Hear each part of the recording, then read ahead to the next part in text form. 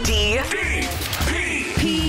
Steve Dangle Podcast with your hosts, Steve Dangle, Adam Wilde, and Jesse Blake. What are we doing here? What are we even doing? A really good show. You know, we should be at church praying that our team, the Toronto Maple Leafs, stops being dirty. This is not what we're about. Man, can I just say how great it is? For the first time in 2 decades since Darcy Tucker and Gary Roberts and Ty Domi and Tom Fitzgerald. Yo, Fitzy. Current I GM like Fitzy. Tom Fitzgerald. Yep. Travis Green. All those guys were Toronto Maple Leafs. Love Travis. Last time the Leafs were called dirty. And here we are. And that time, correct. Yeah, they were pretty dirty. Absolutely. Man, there were some memories getting brought up recently of that series between the Leafs and Islanders from 2002. Ooh. Oh my God. Where Shane Corson was stapled to Alexei Yashin and just became like a hero because of that. He shut him down. It got suspended for a game for kicking Eric Cairns. Oh, yeah. Oh, my God. And Steve Webb on the Islanders was just such a rat, and Tucker low bridging everybody. Who was it? Pekka, I think he went after, and then Gary Roberts got Kenny Johnson. Oh, it's a massacre. It was brutal. And then, but this team's dirty. Man, yeah. If I was a Jets fan, I would not like the Leafs right now. No, that's okay. No, it's totally okay understandable. Totally cool with that. I guess. Are we starting? Are we starting with that? Well, yeah. Why not? Why not? Why not? I always say. I don't have a problem with it. So it came out today that Nikolai Ehlers is gonna miss the rest of the regular season. Right. With an injury, I don't believe they disclosed it, and they also. So there was some confusion about where the injury came from.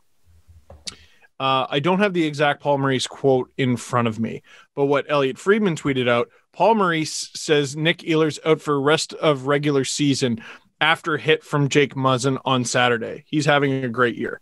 Now, I think that's just an awkwardly worded tweet from Elliot because I don't think... He wasn't being sarcastic. Oh, he's having a great year. Yeah. No.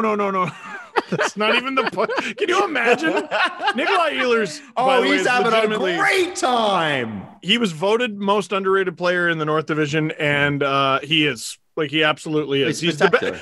I think he's the best forward on the Jets. Oh. I do. Oh. He is. He's better than Scheifele. But Mark Scheifele's focus and Blake Wheeler's focus and their commitment to winning.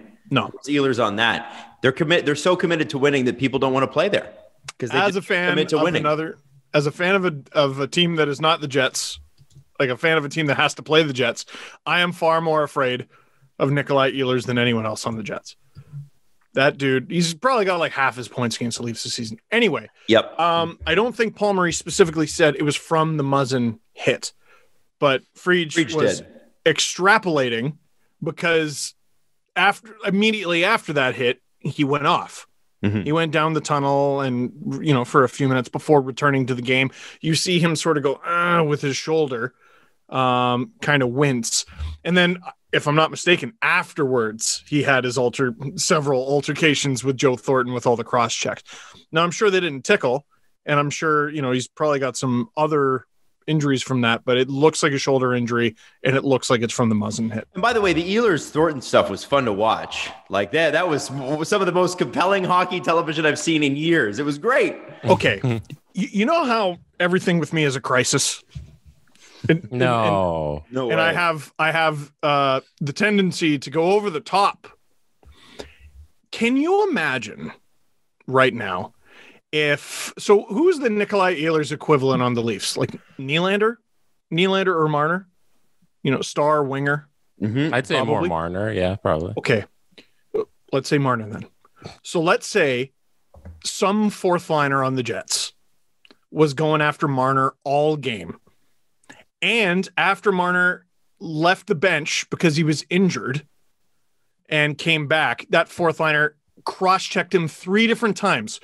First, once so hard so that he broke his stick, went to the bench, got another stick, cross-checked him with that one, went to the box, came out of the box, cross-checked him again.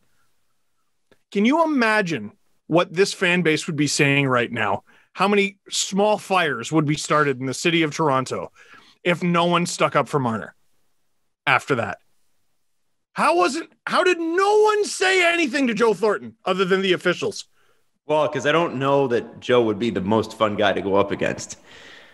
Someone, anyone. You got Logan Stanley.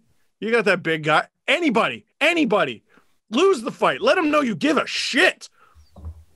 If I'm Nikolai Ehlers, like, okay, we talked about Matthew Tkachuk feeling abandoned by his team earlier this season. What the hell is Ehlers feeling? No one. You want to see a fight? I'm sure there are words. Oh no! Like I'm sure there are words that were said. Like we just didn't see it physically, right? The Leafs have said so many words to the Bruins over the years. Like so many words. The Leafs and Jets play one more time this season. But is that no one should be dressed? No, the Leafs shouldn't dress anyone. The Marlies. Yeah. That is the Marlies. For sure. Now, dude. I have a question. Under the radar in all of this is Mark Scheifele being benched in the second period. Are we going to do Who Are the Crown? Because we're missing after this one. After this? Okay. Yep. Yeah. We are going to do it after this. We're jumping in. It's hot. It's hot. The Leafs haven't really had a pre-playoff game like this in a number of years where they're going head-to-head with someone. It's heated, and they're both going to make the playoffs and may just end up playing each other. Mm-hmm. There's a heat to this. I'm getting the sense that Jesse wanted to bring up one of these as I was gonna do Paul Maurice for my crown, but okay, well then let's do it. No, all right. Pick somebody else. No. Have you got audio? No, we usually start with Who Wears the Crown, so we can get into the game. And I guess that's what we're doing. Set up these things, and then we don't talk about them beforehand. But all right. Whatever. All right, well let's get into Who Wore the Crown. Who's it brought to you by, Jesse? Well, we have 2 sponsorships to get to. This episode because we did miss it last episode. So the first half is going to be sponsored by Maddie. Okay. I'm going to read Maddie's little note here. Maddie gave $50. Hey. The Syrian American Medical Society is an incredible organization that provides medical care for those affected by the ongoing issues in Syria. I have supported monetarily for a few years now, but was inspired to donate again recently due to the bombing and subsequent closing of, I'm not going to say this correctly, but Al-Tarib Surgical Hospital on March 21st. Sam's is partnered with Sammy for Syria, which is spearheaded by professional wrestler Sami Zayn. Sammy for Syria specifically funds and maintains mobile clinics within the country and primarily helps those who have been displaced due to the bombings and airstrikes and may not have immediate access to hospitals. So Maddie wanted to bring attention to that fund and gave $50. Adam, please read the liner. Hey, Maddie. Hey, you want to sponsor the Crown segment? Be like Maddie. Donate to a great cause because why not? Why not? Sponsor the Crown segment. Steven, you don't get to go first. I do not get to go first. Jesse gets to go first. Who do you give your crown to, Jesse? My crown goes to Paul Maurice for benching that bum, Mark Scheifele. Mark Scheifele looked like everybody going around for a lap at Nathan Phillips Square, just lazily enjoying their time. How dare you make all of that money and not try and do a line change? Just coasting to the bench, standing up straight, not even in a stride, gliding to the bench. He deserved every second of that benching for being a professional hockey player and trying that hard. Crown goes to Paul Maurice. Ex-Leaf gets a crown this week instead of a current Leaf. Thank you for all of your time here. I'm sorry it didn't go as well as we hoped. We had got your goalie. Yeah. There it is. Goalie. You guys said it at the exact same time. Oh my God. That's very funny. But yeah, I wish it ended better your tenure here, but thank you for doing that on Saturday night. It was so funny to see Mark Scheifele in the press too. Like, I didn't agree with the decision. Okay, is that what he said? Yes, what he said. The funny thing was, Jets fans were pissed at me earlier this season for kind of laughing at the whole Blake Wheeler and Mark Scheifele narrative about them being so committed to winning. I don't see Mark Scheifele committed to defense ever. And if you're committed to winning, maybe be committed to that. And by the way, the advanced numbers back me up on that too. Their forwards in their own end are shocking. They're so bad. Connor Hellebuyck is he could be my favorite NHL player that's not a Leaf. Like, he is just so good. Best. He's so good. But he's bailing that team out night after night after night. They're unreal on the transition, and they have the talent. They're a lot like the Carlisle Leafs. They get a lot of goaltending, and they take advantage of scenarios very cleverly, and it masks a lot of issues. But like Scheifele was clueless. Connor had no idea what was going on, and Wheeler more than once this season has just been completely asleep at the wheel. Oh, you see, because I didn't even mean to do that. On Leaf goals, yeah, they have their most high-paid guys. In their own end. Terrible. Really bad. Now, that doesn't mean the Leafs high-paid guys are always perfect in their own end, but that's not a valid argument. One was just late to practice. That's right. Yeah. But it's also not a valid argument to just throw it back. Well, what about the No. We're talking about the Jets, and the fact is Mark Scheifele deserved to sit his ass to the bench. And the whole joke, I think it's a joke narrative of what ran Patrick Laine out of town is how committed Blake Wheeler and Mark Scheifele are to winning. Like, come on, get out of here. If you're committed to winning, you're playing defense. Unless Patrick Laine can you score 50 in your sleep. And then I'm like, yeah, whatever. Who cares? Now, Steven, please take next. Ooh. You know what? I'm going to go with William Nylander. Whoa. I'm going to give William Nylander the crown. It was a toss-up between him and John Tavares, who has been unbelievably hot recently, Mr. John Tavares. But since William Nylander missed his meeting, that may or may not have been because of an outage from a service provider, who's tried harder than William Nylander on the Toronto Maple Leafs over the past couple games? Who has tried harder? On the ice? Nobody. Off the ice, I mean, maybe everybody. Maybe. The rest of the team. But I've never seen someone so downtrodden after setting up a sick goal. Like that guy was on his last breath. But he had just broken up a play, stripping Kyle Connor of the puck, turns it up the other way. The Jets have no idea what's going on. He capitalizes, even though he's dog tired, sets up a 2-on-1 goal. My crown goes to William Billiam Nylander. That's awesome. I like that. My crown is going to go to one Rasmus Sandin. Boy, does he look like he belongs. And I would think if you're projecting a playoff lineup, he's got to be on it like a shoo-in, right? He can't. Oh, my God. If Bogosian is able to play Saturday night, it's Sandin Bogosian, isn't it?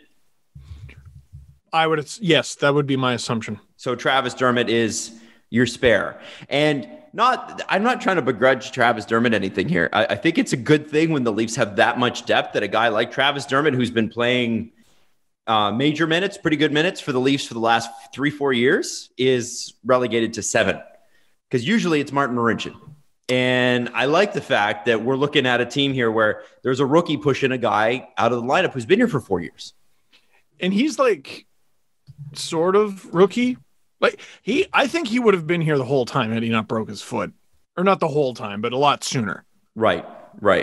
That was just brutal luck. He plays one game, he's good, goes to the Marlies, breaks his foot. What are you going to do? Not much you can do about that. That sucks. That just sucks. Okay. So that's who wore the crown this week or this episode. And Jesse, who is our next sponsor on the crown? Second half of the sponsorship goes to Steven, not Dangle. Oh, Stephen writes. That's an interesting name. PFLAG Canada is proud to be Canada's only national organization that offers peer-to-peer support, striving to help all Canadians with issues of sexual orientation, gender identity, and gender expression. We support, educate, and provide resources to anyone with questions or concerns. We promise to offer local, practical, and emotional peer-to-peer family support for individuals and their loved ones challenged by gender/sexual identity. As a non-binary listener, I wanted to sponsor Who Wear the Crown because people of any gender can wear the crown. So Stephen, he wanted to bring attention to PFLAG. He sent his donation. He sent in the receipt. So this is what we're doing. Adam, please read the liner. Thank you, Stephen, for sponsoring the segment. And listen, absolutely right. Hockey is for everyone. So the next time you want to be a good Stephen, not Dangle. What's the charity called again, Jesse? I'm trying to remember. P-Flag. Why not? Why not again? Put yourself in a donations position with P-Flag. That's actually really great. I didn't even know that charity existed. P-Flag Canada. Yeah. Did not know they existed, and that's excellent. Have you? I think so. So, I mean, I'm Steve. I'm Steve. Hey, I'm my great. name's Steve. Oh. I was trying to chat to my pals. Sorry about that. I was watching Saturday's game, and something occurred to me. Is Riley Nash going to play for the Leafs? No. Oh, yeah. No, never. He'll never play for the Leafs. No, why? He'll play in the playoffs? How many guys are ahead of Riley Nash? Well, he's also injured, supposedly. Oh, that's true. No, he's definitely injured. Yeah. Zach Hyman comes back. Adam Brooks will not be in the lineup. Mm-hmm. Yeah. So where's Riley Nash? Riley Nash is going to be healthy come game 2. So where does he ever play? Does he replace? Can he play center? Will he replace Engvall? No, you got me all confused. Well, no, Engvall's not going to be there either. No. Oh, is he out? Did I miss that? No, he's just bad. No. Oh, he's just bad. Well, Justin Bourne. I was listening to the fan a little today, and he said it was something along the lines of no one has done less with more skill than Pierre Engvall. Wow.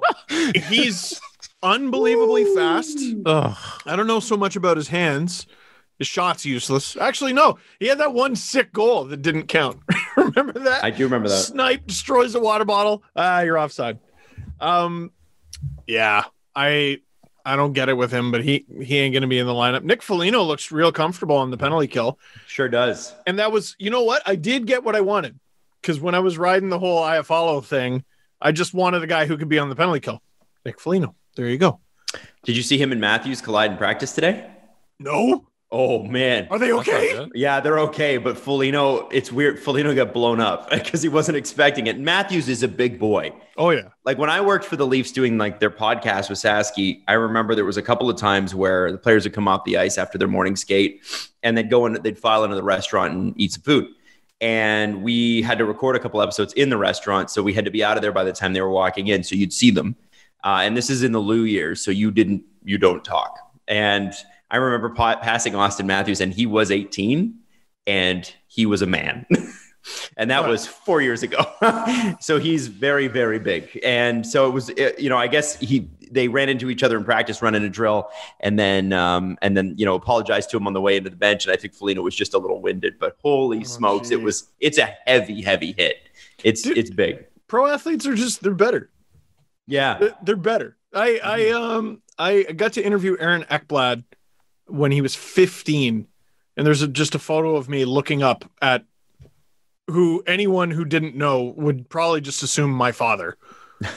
And I'm like Aaron Ekblad. Yeah, and I'm like 21 or whatever. I'm looking up at craning my neck up at least 4 inches at this 15-year-old. He's always been that way. Yep. Always been that way. Yep. Just a big guy. Now, sorry, go ahead, Jesse. Just to answer your Riley Nash question, because there's there's 2 spots open in the forward group. That's it, right? Because Galchenyuk's taken one, Foligno's taken his. Hyman's going to drive that third line, and then Hyman's going to be there. So the last one open is the Mikheyev spot. No, they're not taking Mikheyev out of the lineup. So then Mikheyev's in there. So then I don't know if Riley Nash ever sees a day on the ice for the Toronto Maple Leafs. So it's Kerfoot, would be Kerfoot, Hyman, Mikheyev? Simmons on the third line, and then the fourth line is Thornton, someone, Spezza. Here's the logical alignment. Kerfoot playing. Kerfoot's on the third. He's on the third. Here's the logical setup. Foligno, Matthews, Marner. That doesn't change. Yeah. Galchenyuk, Tavares, Nylander, I think stays, although you could put Hyman there. But I think it stays. Right. Then it'll be Mikheyev, Kerfoot, Hyman. And that'll be your exhaustion line. Yeah. And then your fourth line is literally 2012 All-Stars. Yeah. It's Thornton, Spezza, Simmons. Joe Thornton, Spezza in the middle, and Wayne Simmons. Yeah. Riley Nash should never play for the Leafs. Unless someone's hurt. He's a pretty good player if he's hurt. If he's not hurt. It's funny. I think with the grumpy old man line, it was nice to see Thornton pissed like that. Like, it was nice to see him mad. And I know if you're a Winnipeg Jets fan, you're probably hating me for this. But, Wayne Simmons, people are like, whoa, why isn't Wayne Simmons fighting? Well, he just got back from breaking his wrist. So he's not going to fight before the playoffs. Why? They're already in first place. They're up by 8 points now. Who cares? Wayne Simmons doesn't need to fight a team that they're beating 4-1. Like, the only way that Wayne Simmons is fighting is if they're losing like they did last year against Columbus and Spezza had to drop him. Remember that? Yes. There's no reason for that. None. No one's fighting anyone. But to know that Joe Thornton is kind of mean and nasty like that, you don't see that very often from him. I like the thought. I like the thought. I thought he was a little extra, but no, listen, he hasn't been scoring. He scored the last couple games. He's got points in 2 straight after not scoring since February 18th. And one taken from him. Broke the record, didn't break the record, broke the record again. So he's got to do something else. And I mean, lucky for Joe, he's enormous. Right. And maybe not the most fleet of foot, but I got great news for you. You're on the 4th line. Most teams do not have an extremely fast and talented 4th line. Okay, well, are they talented? Are they good? Are they at least huge? Yes. You know who made me realize Jason Spezza was huge? Nick Robertson. So thank you for that, Nick. When they played on the same line, I'm like, is Nick really sure? Oh, wait, the Spezza is 6'3"? What? I didn't know that. That's somebody who doesn't play till next year too, right? Because Robertson, he draws in if there's an injury, right? It just, I think if there's several, it doesn't make sense. Yeah, you can't burn the year of his contract. Just if he plays in the playoffs, do you burn a year or no? Are you okay? I believe you do. Oh, yeah. I believe you do. Well, if it's like the difference between winning the cup and not winning the cup, I think you burn the year. Of course. But is Nick Robertson going to be the guy who is? Well. The difference. Unpopular opinion. Don't make fun of Dickie Bob, okay? He could be. We are not sticking with that. We are absolutely not. No one has ever called him that. I have put that guy through enough. We are not calling him Dickie Bob. Is Dickie even a nickname for Nick? No. I just thought the D. Richard. I thought the D for defense for Steve. That's what I was putting that in there. I thought Nick Norris was bad enough. Because, no. That's bad too. It is. It is pretty bad. It's pretty bad. It's all bad. Anyway, unpopular opinion. He's going to be extremely good. We can all tell he's going to be extremely good. It's not there yet. Mm-hmm. It's not there yet. I still see like a junior superstar there, which is a compliment. Not everyone is meant to play in the NHL as a teenager. He wouldn't be in this position were it not for what the world currently is. You know what I mean? There's a lot of fish out of water scenarios going on right now. I almost said Nick Foligno. Nick Robertson is playing full-time pro hockey, no matter where he's playing it. He's playing it with the Leafs. He's playing with the Marlies. Quentin Byfield has been, I think the plan was to send him back to junior and have him dominate. And he's been in the AHL and he's been doing really well. You don't have to rush the Nick Robertson era. It'll be here right on time. The what? The Nick Robertson era. I think it's the Diggy Bob era, but anyway. Yeah. Diggy Bob will be there with Rassan, with Rasdeen. He will be there with Rasdeen, and they'll be the best pair in all of the NHL. And Tim Liljegren. What? Timothy Liljegren. I don't know. I know everybody calls him Timoth, but Tim Liljegren. What a strange show we must be to listen to. All right. Nick Robertson, his off season starts on, when is it, the 10th? The Marlies finish their season. So, dude, their season got pushed back way far. Yeah, I think that was the new date, right? The 10th? May 20th. I thought I saw. The 20th. Okay, yeah, so yeah, that's when his off season should start. You saved that year. I'd rather have Riley Nash play than Nick Robertson. Well, I mean, like, we're going to take Adam Brooks out of the lineup, right? And Pierre Engvall should still get in there. Like, buddy, we're paying you. Get in there. Robertson's good. And I'd be perfectly comfortable with him playing on this team, even in the playoffs. But if you don't have to, which they don't, then don't. Mm-hmm. If you have time, use it. It's one of the few good things Lou Lamoriello left behind. But if you have a Stanley Cup, who cares? He'll get a ring. Yeah. Who will? Or at least get to hold it. Who will? Nick Robertson. Oh, yeah, maybe. We'll see. We'll see. Anyway, it's I think they'll do anything they can to win. So if they need a winger and they need a winger above the third line, it'll be Dickie Bob. So look out for him. Simply horrible. Simply I'm so glad your name is on this show, Steve, because anything Nick Robertson associated with you is just perfect. On the Steve Dangle podcast, Steve Dangle specifically said Dickie Bob would be a great nickname. just horrible. Hey, speaking of the Marlies, do we want to talk about a good guy, Jason Spezza, and the Toronto Maple Leafs helping out their buds? I think we do. Since you brought it up, you go ahead.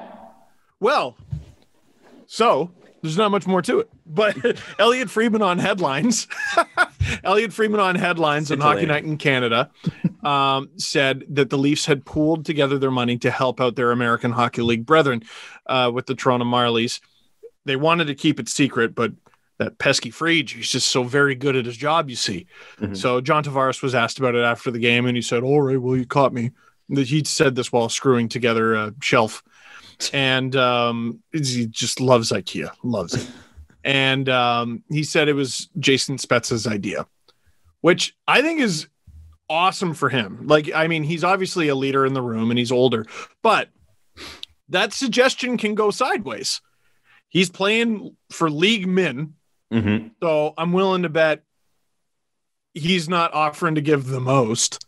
You know what I mean? I think he is. If you're spearheading that, you're like, I have a whole bunch of money in the bank. I'm Jason's freaking Spezza. I have 60 million in career earnings. Yeah. Right. In career earnings. Right. So he's had that. But you could see in a certain scenario where a younger player might go, well, dude, I don't have that.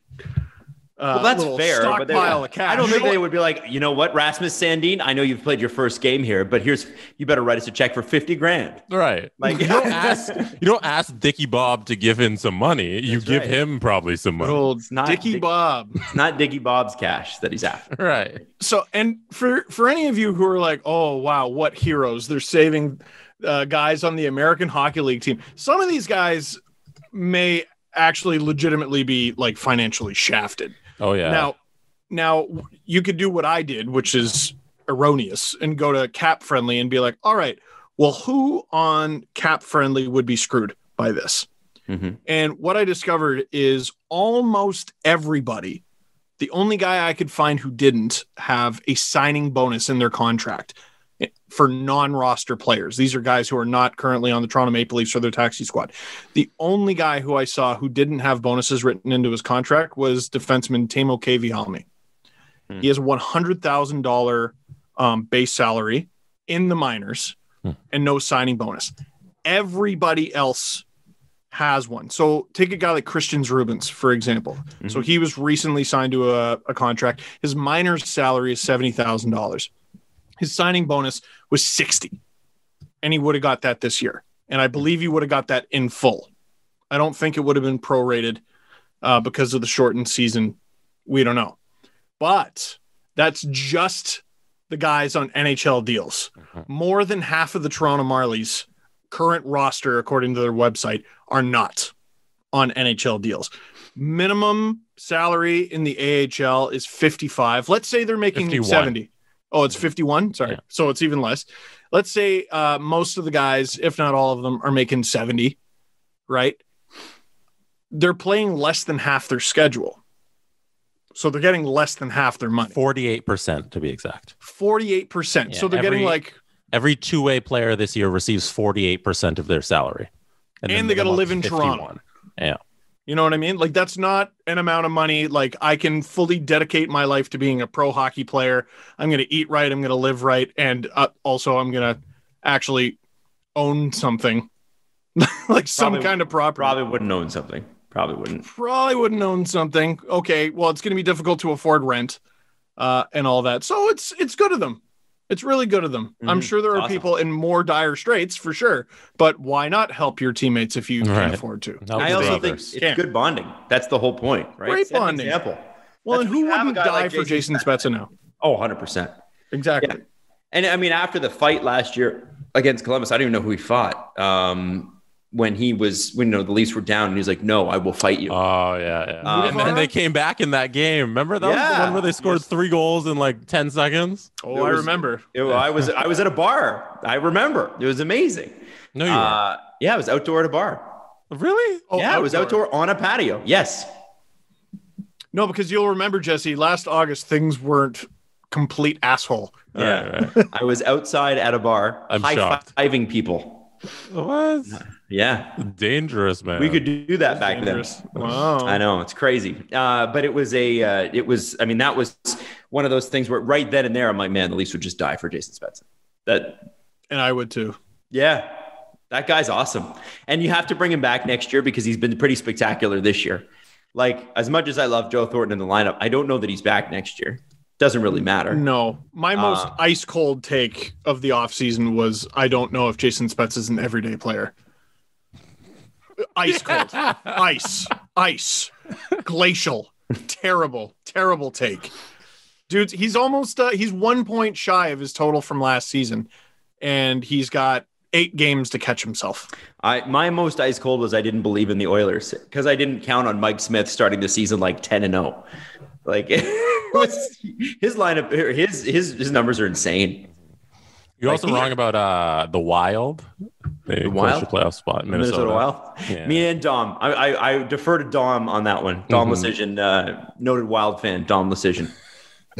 His ongoing thing with the Wild this year has been amazing. Also, I want to shout out at Mr. Booth _7 on Twitter, who's my favorite Canucks follow. He likes to switch his profile over to certain things. So on Saturday night, he switched his profile over to Francesco Aquilini and used the same profile picture and used Francesco Aquilini as his username and said, boy, we're really missing Roussel and Beagle out there with their grit. And a bunch of Canucks fans thought it was actually Francesco Aquilini. He is the Joker. He's the Joker. Oh, my God. It was awesome. There are some great screen grabs from that. That guy is a great follow, no matter what team you follow. He's so funny. I'm going to follow him. You have to. He's amazing. Like, this guy, he deserves more credit than he's getting because he's just fucking with people, and it's awesome. And it's harmless, too, right? Like, all he does is, I think a couple of years ago, he switched himself over to Canucks PR. And I think he's got a video of all of the people in Canucks media who retweeted him. Oh, so I just followed him. I like it a lot because he said Markstrom was out. It was great. What? I just followed him, and I finally saw the Matthews hit on Foligno. Jesus Christ. It's a big hit. It's a big hit. Yeah, they were smiling after, but holy, it would nailed him. It would hurt. Oh yeah, that didn't look fun. I think we need to be honest with each other. I know some of us, maybe you, are sleeping with something saggy and old and in desperate need of an upgrade. You deserve better.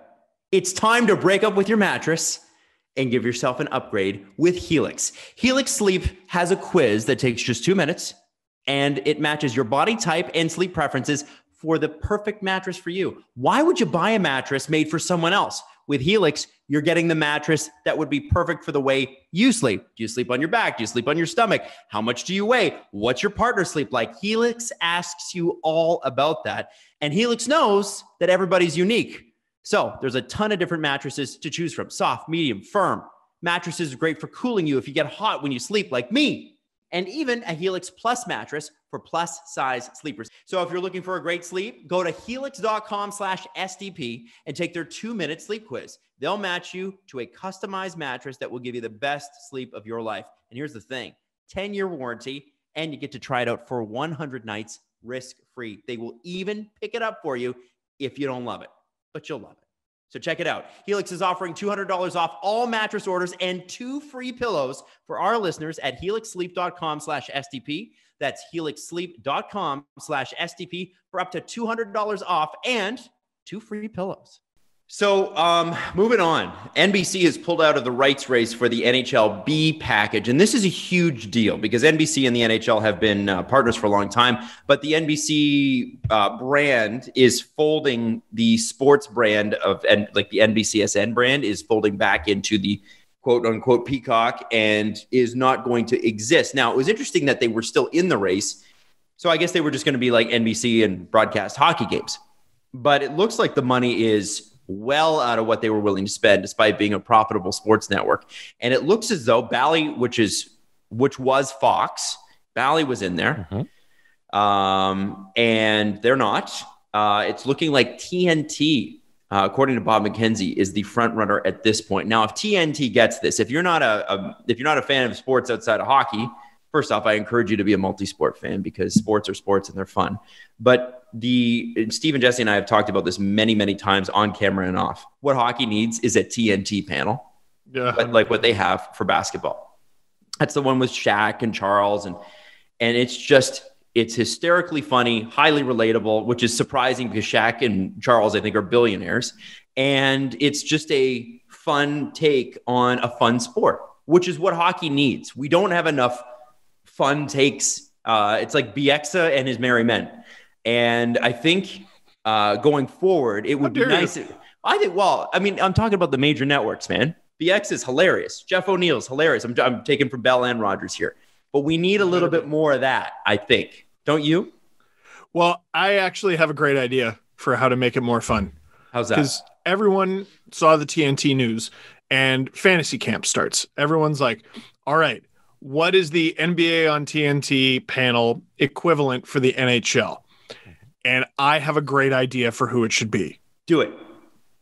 Shaquille O'Neal, Charles Barkley, Kenny the Jet Smith, and Ernie Johnson.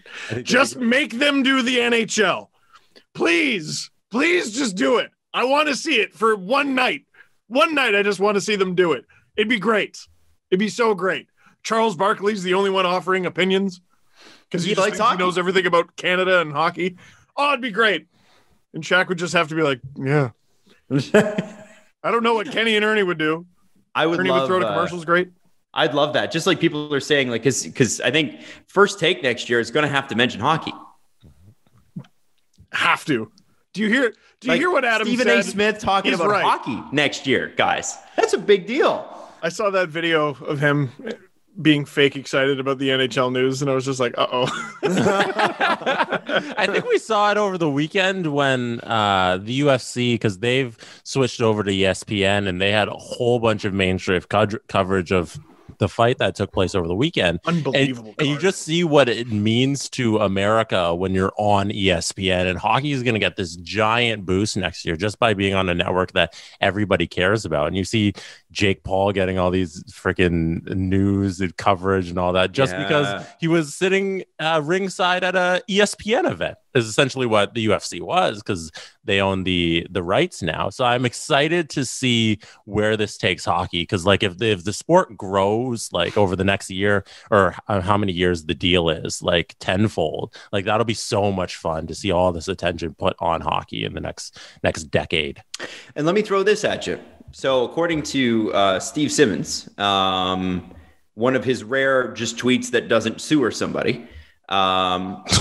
Why is ESPN bad? The NHL triples its US TV money next season by going from NBC to ESPN and TBS, which is TNT.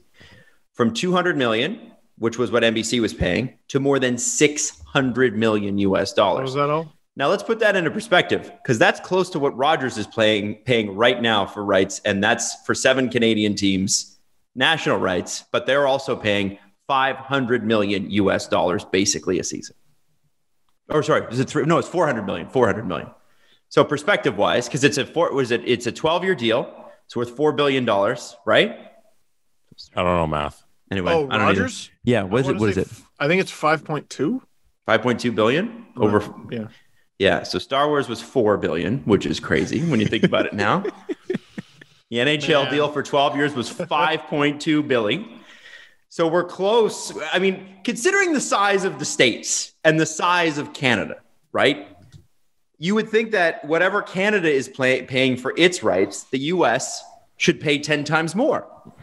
It's hockey. but it's Not how it hockey. works. Yeah, Right? It's more hockey. popular here. It's number one. So $600 million is no laughing matter. That's huge money for the NHL. And more importantly, it's ESPN and TNT coverage. Yeah. And good for the game for, what is it, quadrupling the revenue from TV. Like, that's awesome. That's Gary Bettman working magic. Like, you come out of a pandemic and you times your TV money by 4. Like, and what's funny is that some of the owners didn't want to do this season. They just wanted to cancel it because they were like, we're going to lose. And that it made me laugh. Like, we had Berkey on and he was talking about that too, I think. And it just makes me laugh because the TV deals were up. You were never going to not put a season on. These deals are not possible if they don't lose. Oh no, the NHL might lose $60 million this year because of the pandemic. Oh no. And they're fine. Yeah. Here, give me a pen. And we're fine. That's what made me laugh. It's like, if they don't do the season, they're going to lose $15 million. Oh, but if they do the season, they'll lose 60. oh, $100 million just because. This is such a rich interaction. Oh, no. How do I convince these guys to make 10 times as much as they're going to lose? Oh, no. That's that TikTok. Oh, my God, he's dead. No. That's all it is. Just sign it away and you're fine. Yeah. And this is the secondary deal that you're talking about? Not even Well, the the secondary primary deal is not worth $200 million. I think it's the secondary deal. I thought the ESPN deal was worth somewhere in the neighborhood of $400 million a year. this is them together. Right? Yeah, so the together. 600? Yeah. Yeah, so that's not bad. That's pretty solid. Yeah. Tidy work there, good work, and the players have to be loving that because we've been talking about the fact that there's potential for a flat cap for like 3 or 4 years. I wouldn't suspect if things go the way they're going, you have a tripled budget for TV contracts, which obviously there's going to be some losses that need to be recouped, but it looks like they're going to be okay. For richer teams like ours too, it's a good sign. It means the cap could be going up much faster than we really thought. Yeah. Do you guys want a comparison? We do. So the NFL also re-upped their rights this year. Oh, God. Wait. Do you want to guess how much? Because the NFL, they spread out their broadcasts, as everybody across the major networks, Which is the right thing to do, by the way. Yeah. And they have a maximize fraction. you don't sign with one, you sign with multiple. Yeah, Always. They have So a fraction of the games as well. right, yeah, and they only play on a couple days a week. So they spread it out over CBS, ABC/ESPN, Fox, and NBC, and then they also sell some games to themselves, the NFL Network and Amazon. So they have all those rights. Totaled, how much do you think all of those deals came up to for revenue for the NFL? $3 billion. Adam? Wait, for how many years? It is signed through. I had that. I think it's 2033. Oh, It's 10 years. 10 years. So is it per year you're looking for? Or No, you're the looking for a total number. 100 $12 billion. $100 billion. Adam, you guessed under. What? Holy shit! Total over those 10 years, they'll get $105 billion. Jesse, I don't know if you have it there. Yeah, sure. DAZN also has the digital rights for the NFL, I believe, worldwide. So And they're owned by like a Russian, I believe, like a very, very rich Russian person. So I think. Oh my God. These are only the network games. So it's Amazon, CBS, ESPN, Fox, and NBC. Totals $105 billion over the next 10 years. Okay, So it doesn't mention DAZN. I'm going to have a look at DAZN. Yeah, DAZN would be the international rights or something like that. I don't know. All I know is you can watch KHL games on DAZN. Mm-hmm. Hey, that's a lot of money, I think. Yeah, it's some. You It know? is some. When you start hitting the triple digits of billions, it's a lot. Oh my God. Sports streaming service DAZN. The NHL has a little ways to go, but the more it signs these deals, I think it'll get there one day. Wow. Hopefully. We have a podcast about like a hobby. Like hockey in comparison is a cute little hobby. Yeah. Can you imagine what a loser billionaire you'd be if you walked into your billionaire party? It's like, I only own an NHL franchise. all the other billionaires are like, ah, what a loser. Like, you know, what do you own a Checkers franchise too? Yeah. Yeah, because that's what they are. They're toys for billionaires. And it's like, which club are you in? Are you in the NBA club? Are you in the MLS club? Are you in the European soccer club? Because the NFL guys, they have a lot of those European soccer league teams too. But like, if you're in the NHL club, you're sitting at the other table, you know. You're not at the big boys table with the Crafts, you know. Yeah, and the Cronkies. Yeah, that's true. Man, all his really rich friends do passive aggressive stuff every time he pulls out his wallet. No. Save your money. You own an NHL team. Just save your money. You're gonna be losing it soon anyway. Just save it. Hey, Tony, can you pitch? Oh no, the Devils. I forgot. My bad. I'll pick up the tab on the yacht. Don't worry. Yeah, it's okay. Yeah, exactly. It's funny. I mean, it's by the way, the Kroenke protests for Arsenal were pretty spectacular this weekend. That was. They want him out. He's not going to sell, but like, wow. They universally hate him, or that family, I guess. Was this the one where they burned an American flag because the owner's American? Probably. Or was that a different one? Could have been. I mean, it was a big protest. Thousands and thousands of people. Quite a lot going on. Well, yeah. It was so interesting to watch that whole thing unfold last week, just because the amount of soccer commentators, like, they want to turn this North American. Although it was like, it's terrible. Yeah. I kind of get what they're saying though, because like, I would love for there to be relegation in the NHL. That would be spectacular. It'd be amazing. I think most of the world thinks that way. It's the internet makes you feel like there aren't oceans. And the conversation around soccer and just the style of sport from over there to over here. It's there are oceans.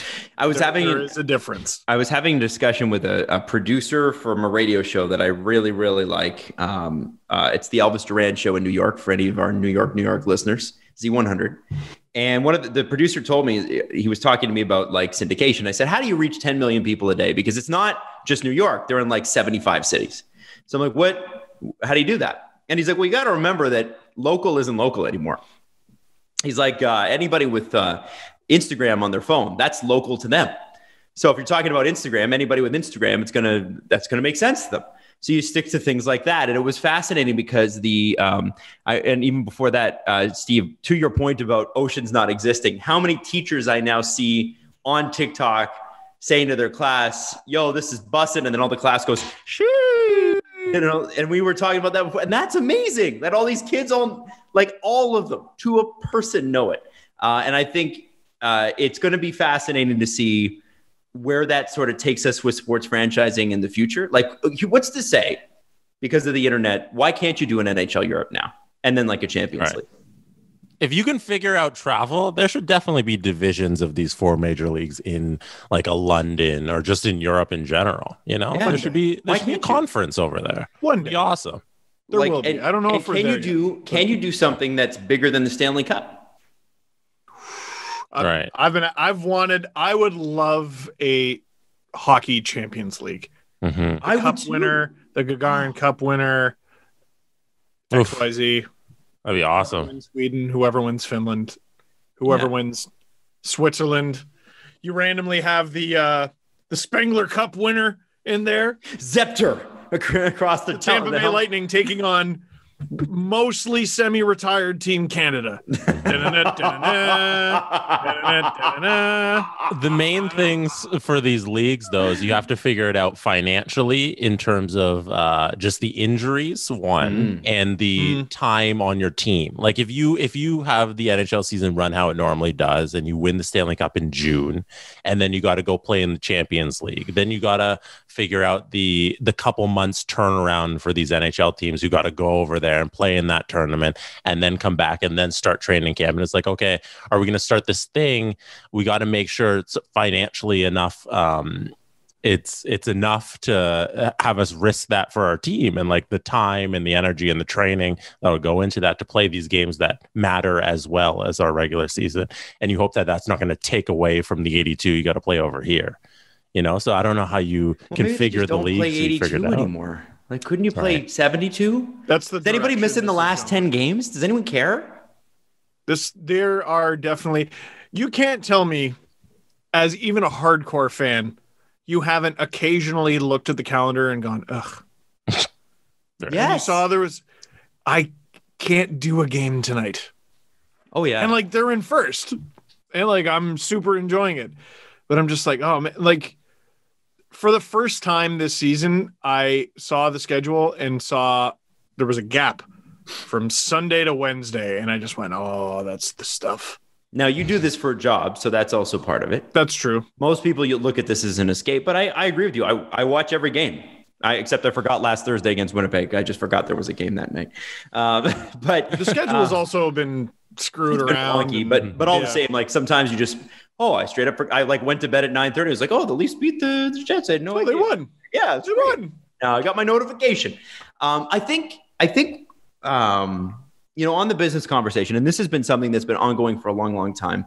And I have to admit, I don't know enough about this, but Bernie Ecclestone is probably not a name you guys know, but he's the guy that like basically ran and owned and developed F1.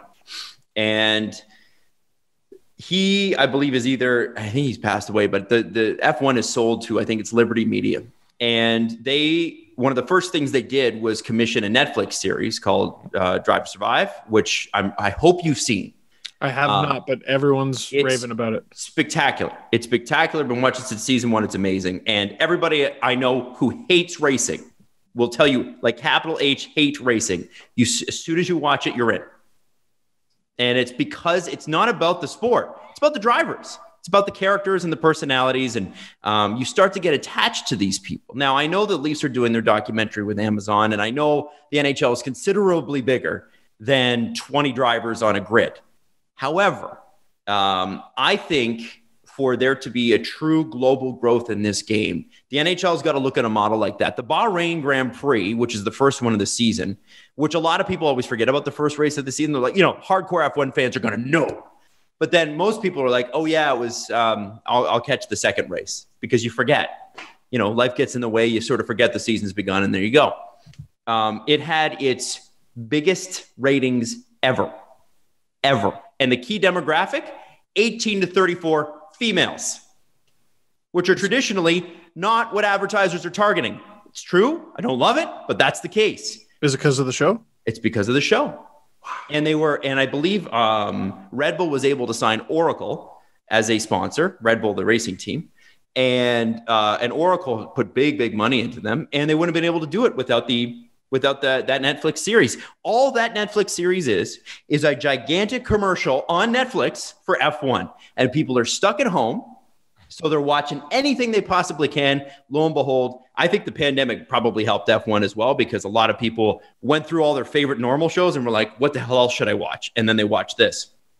It is such a spectacularly done show that easily could translate into the NHL. Like when you look at it from just like a creative and a producer's perspective, about how to put together a documentary style TV show, absolutely no question that that the NHL could do this with certain star players. All you have to do is follow a few star players around. So we're not even, and by the way, in F1, the first season, they don't get to talk to Mercedes. They don't get to talk to Ferrari. They flat out they're not even in it. Like they're in it, they talk about them, but the teams were like, yeah. No, you got to earn it. And so Mercedes and Ferrari didn't even talk to them in the first season. And people were so invested in guys like Carlos Sainz and Daniel Ricciardo and Max Verstappen and, on and on and on, Checo Perez, all these guys that finally Ferrari and Mercedes were like, well, I guess we better get on board with this. So for clarity with the Leafs Amazon series, they haven't released a single episode, right? They're doing it all at once? No, I believe it's going to be one, isn't it? Is it a series, like a TV show, or is it? We don't know. Because if they're waiting for after the season, you know me, that's what I do in the off season. The guy who goes, that's far too much hockey, consumes more hockey. Yeah. I cannot wait in like the blazing heat of late July, early August just sit there and watch this entire damn thing. It is a multi-episode docu-series. So they haven't revealed how many episodes, but it is multi-episodes. I mean, that, like, people are starting to talk about it, though. And they're going, like I saw a few people go, can you imagine the Amazon episode for that Jets game? Right? Like, that's going to be, and the story writes itself. You lose a couple games to Vancouver. You go, Jesus, what the hell happened? You go and play Winnipeg. It's extremely nasty. You win. You get to follow Jack Campbell's whole record-breaking run. Mm-hmm. I wonder if we'll learn what on earth is going on with Frederik Andersen, who just practiced for the first time today for 90 minutes. That's great. I'm going to binge the hell out of that. Yeah. Me too. Yeah, I'll disappear that weekend. I'm wondering, though, like, you know, Amazon, by the way, is a pretty good streaming service to have, just because the programming on it's pretty entertaining. It's not as good as Crave, but second place nothing. Is just as nice, you know? Hey, show me. If you don't, if you don't have HBO, it's like I was hard on HBO when Game of Thrones was bad in its 8th season, but HBO is pretty great. So Crave has that. I think the one thing I would say is that there needs to be an NHL version of this. Like, it's great that the Leafs will do this. I think that's awesome. And I hope it generates more Leaf fans. I know more people have a Netflix account, but I'm assuming they're doing this to drive subscriptions in Canada so more Leaf fans can see it. It's a smart strategy. But beyond that, if you're not a Leaf fan, you probably don't care. The NHL needs to do this with its star players. The problem is that its star players aren't that interesting. Like, I know everybody in Pittsburgh loves Sidney Crosby, but what are we going to get Sidney Crosby to talk about? And can you make it interesting with Sidney Crosby? Like, they have one of the funniest parts of the F1 documentary in the 3rd season, and I'm not blowing anything here, is they bring on Kimi Raikkonen. Kimi Raikkonen has won world championships as a driver and is past his prime, but still like a guy that can hang. And they bring him on, and they're like, do you like to do interviews? And he said, no. And that's basically the end of Kimi Raikkonen. You don't see anything else from Kimi Raikkonen the whole time. And I was like, that's maybe how the NHL one would go. And I'm wondering if there's a way, because there are enough personalities in the NHL, you don't have to follow the best players. McDavid, Crosby, kind of boring interviews. I think Matthews would be a lot of fun if you could get him to open up. Yes. But a guy like PK, it doesn't matter that PK is not the PK of old. It's just that he's interesting. And that was the thing about Netflix, is they were following drivers in Drive to Survive that were middle of the pack guys fighting to get into the top 3, but mostly they would finish between 5th and 10th. And those are the ones that people fell in love with. They've generated that interest. I think it would be really, really cool. And I think, honestly, if you guys haven't seen it, please watch it. You're going to love it. And it'll turn you into an F1 fan in a heartbeat. That is what the NHL needs to do. They need to take a good hard look at it. And I wonder if it takes a change at the top before they really do it properly. Do you know what I mean? Like, that's what it took F1. It's funny that in hockey, the top players aren't the most out there personalities, because it seems to be that way across the other sports. Like, you go to the top players and there are also the most off the wall personalities. Like, you go to the NFL, and it's like Tom Brady, and like even a guy like Antonio Bryant, or Antonio Brown, like the most destructive guys are usually the best athletes. You know, even Kevin Durant is a crazy individual in the NBA. Man. And then you go to the NHL and it's like, oh, we got our best players are our most boring guys. You know, Sidney Crosby. Slowly changing. Do you think so? Yeah. Not as fast as it ought to, but it is definitely slowly changing. Like, McDavid, I think, is an underrated personality by hockey standards. Like you said, like basketball, he's boring.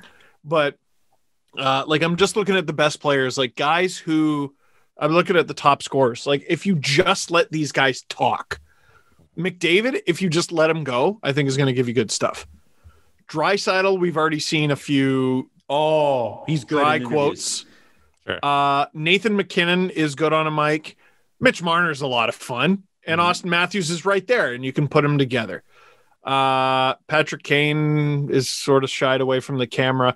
Brad Marchand There's a guy you put in front of a camera every time. But Sidney Crosby, not so much. I would want to see, but in hockey, like the craziest personalities are like the bottom of the lineup guys.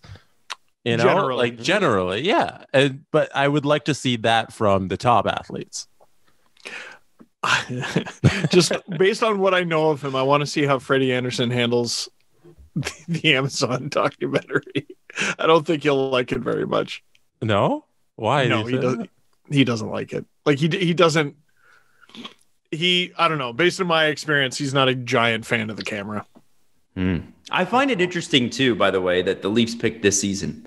You know that Amazon's been after them for several years for this. It's not like Amazon walked in and said, "You guys want to do a documentary?" And the Leafs are like, "Yes, we need the money." Promotion. I don't think it is just money. I think that helps. But I think if you're Brendan Shanahan, even this year, you don't really need the money. You don't ever need the money. You're the Toronto Maple Leafs. Yeah. So what is it that prompted them to agree to this season? And I think it's because they knew this might be the best shot they have. 100%. Oh my! Can you imagine? Yeah. Because that doesn't get approved unless, like you said, the big guy, Shanny, says, yes, come in our doors, Amazon. And I bet that's you, from the top down. And you guys remember how depressing the HBO one was with Randy. Like, what a... because awful. Well, it sucks. Why would they have agreed to that? Why are you promoting a team that objectively sucks? That's where we got the toaster incident. Yes. And the cookies. Yeah, playful banter between Dion Phaneuf and Phil. just it's our fucking water bottle. That's the most entertaining part about that. It's our fucking bottle. Oh gosh. You know what we need to do? Can we live stream Hate Watch that? No. The old one? I don't want to fall asleep. Can we live stream that? I don't want to have fall our asleep. Reactions? No? I don't want to take a nap on YouTube. Oh my God. Maybe we can take making a whole podcast episode devoted to that. And we just take 5 or 6 clips of the worst moments from the HBO documentary and just break them down. Boys, with 7 years of hindsight too. Let me make a suggestion. I randomly got an email the other day saying, "Hey, congrats, you're a Twitch affiliate." Wow. What does that mean? I don't totally know, other than it makes my account more important. But the problem is I haven't really used Twitch. That's what we should use it for. I like that idea. Man, that was so good. All I remember about it is basically it was the Leafs and Red Wings went on a who could be more shit than the other contest for like 3 weeks straight. Like neither of them won a single fucking game. And I just remember because I've had to do mini versions of this where you have to just take what reality gives you and assemble a story out of it. Mm-hmm. And they had a concrete, well-constructed story. Then the losing streak came and they gave up on the episode and just put together a compilation of them losing and getting angry because it's after every game. It was the same story. We lost again, played like shit, lost again, played better, lost again. And it just kept going. Oh, this year's though, it's going to be a wild episode.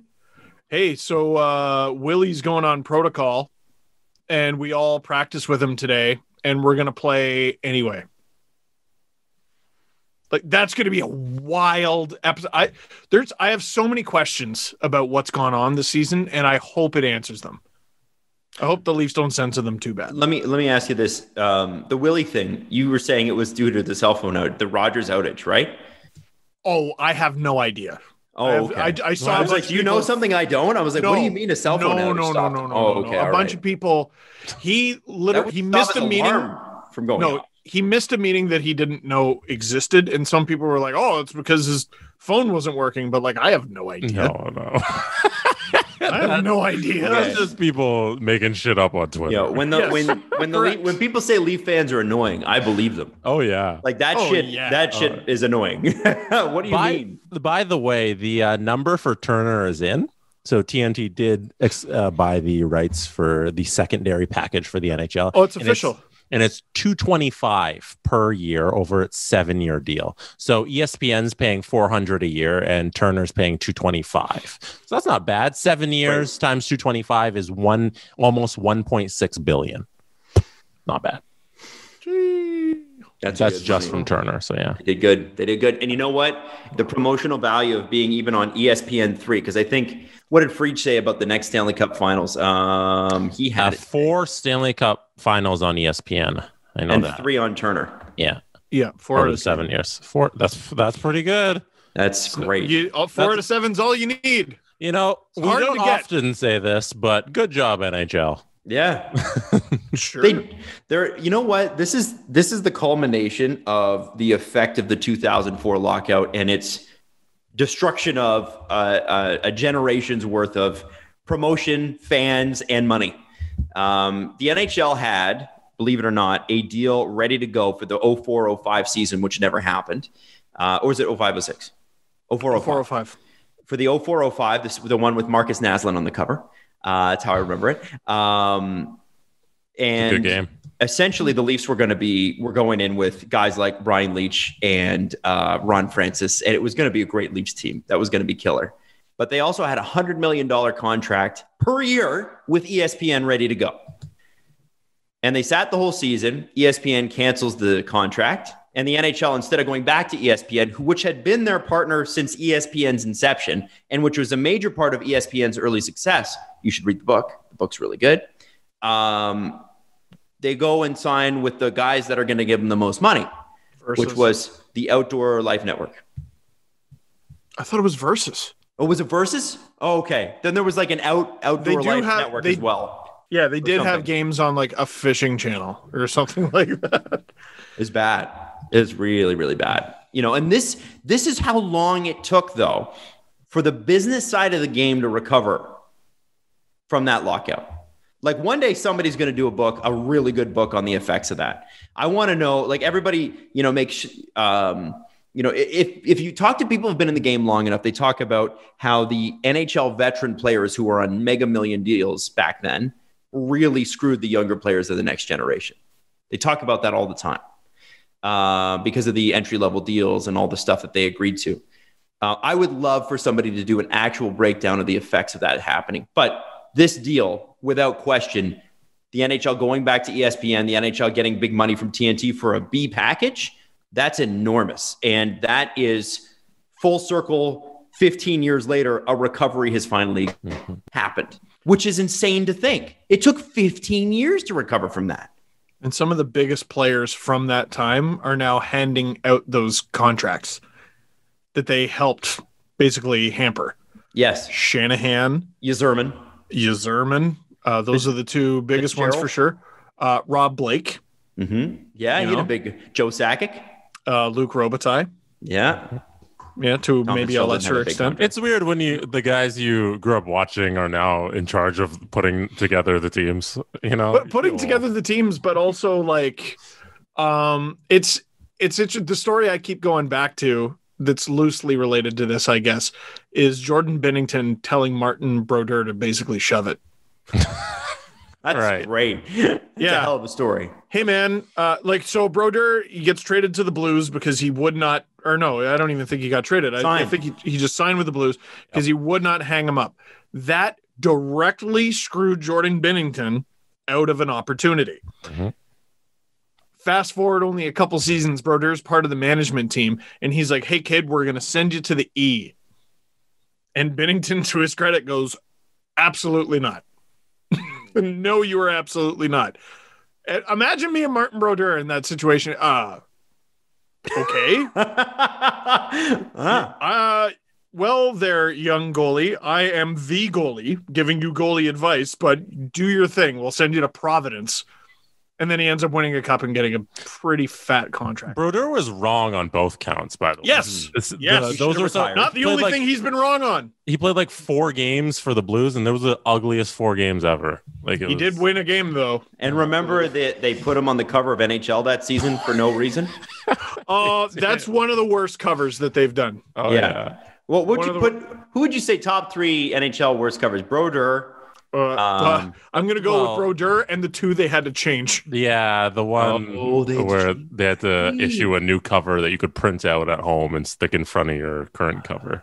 Yeah, I forgot they had to change. Yeah, I forgot about that. Okay. Oh no! Wow, he had a 3-3 record with the Blues. So hold on. Oh boy, with a crisp 8.99 after back-to-back seasons of 9.01, and people were saying this about the shit they're saying about Marleau. Were they saying that about Brodeur? No, who hung on entirely too long. Okay, but to Brodeur's credit, he won a lot of trophies other than just the cup too. Like, he is a winner. I think what they're saying is what they were trying to argue. Believe me, I don't. That for some reason longevity isn't good enough. You have to win Hart trophies and Stanley Cups and things like that. Things of that nature. I think to own the games played record, you need to have played the most games. Oh gosh, I know. No, I know. No, Simmons, take your whole night just to argue with people on Twitter about how the guy who set a record that looked unbreakable isn't worth it. Yeah. No, here, let's move on. Let's bring on our next guest, Rosie DiMano. I think that'd be fun. What, Rosie? Yes. I think it would be entertaining. But it'd be very fun. It'd be an entertaining 20 minutes for sure. What do you little shits want? Oh, yeah, pretty much. And she's right. Flowers are blooming, the grass is growing, and it's time to chop the weeds. Thanks to our sponsor, Manscaped, you can trim your holes safely and efficiently. I am talking about ball trimmers. Manscaped, the global leaders in men below the waist grooming, have an exclusive offer for our audience. Use the code SDP to get 20% off and free shipping at manscaped.com. Join the other 2 million men who trust Manscaped. They are here to make sure that you are trimmed and smelling nice. After all, it's time for that spring cleaning. Now, Manscaped, as you know, global leaders in below the waist grooming. And we're talking about things like the Crop Preserver. It's an anti-chafing ball deodorant and moisturizer. Very important if you're someone like me and you run hot and it's getting into the hot season. And as you know, things can happen. They get stuck places you don't want them to get stuck, is what I'm trying to say. The Crop Preserver preserves the crop. You'll also like the Crop Reviver. It's a toner for that area, which will keep you smelling fresh, just like spring flowers. Now, we want you to smell good this spring. Get 20% off and free shipping with the code SDP at manscaped.com. Do yourself a favor. Use the right tools for the job. Get 20% off and free shipping with the code SDP at manscaped.com. That's 20% off and free shipping with the code SDP at manscaped.com. It's spring cleaning, baby, and your balls will thank you. Yeah, the Brodeur thing was that is painful. But I think, there was a lot of, by the way, there's a bunch of people online that think Brodeur was never a very good goalie, but had a great team around him. There's a bunch of anti-Brodeur conspiracy theorists out there. I don't know how true it is, but I know that there's like this subsection of Twitter that's like, he wasn't actually very good. Well, and okay. The Devils played the trap. And I will argue he's 3. I don't think he's the best. I don't think he's the second best. Who's number 1 for you? Hellebuyck. The conversation is 2 goalies to me. And is this just NHL? Yeah, this is just NHL. Like, okay. You'd have to, like, a guy like Sawchuk, who was so many years ago, like, that's difficult to evaluate. But Hellebuyck, by the numbers, was a better goalie than anyone. Patrick Waugh. Winning matters. And Waugh won a lot more. He won, I think it was 4 cups, 2 with Montreal, 2 with Colorado. Mm-hmm. He was an unbelievable. Yes, 86 and 93, and then 96, and then 2002 or 2000. Which one was it? Or 1. I think it was. It was 2001, because next year was the Statue of Liberty goal, right? Which I did a Dang It's video about. That's wild, because they had the opportunity to wrap up Detroit in 6 games, and probably go to the final. They would have gone to the final. They would have played Carolina, and they would have mopped them. They would have killed them, and they would have won back-to-back cups.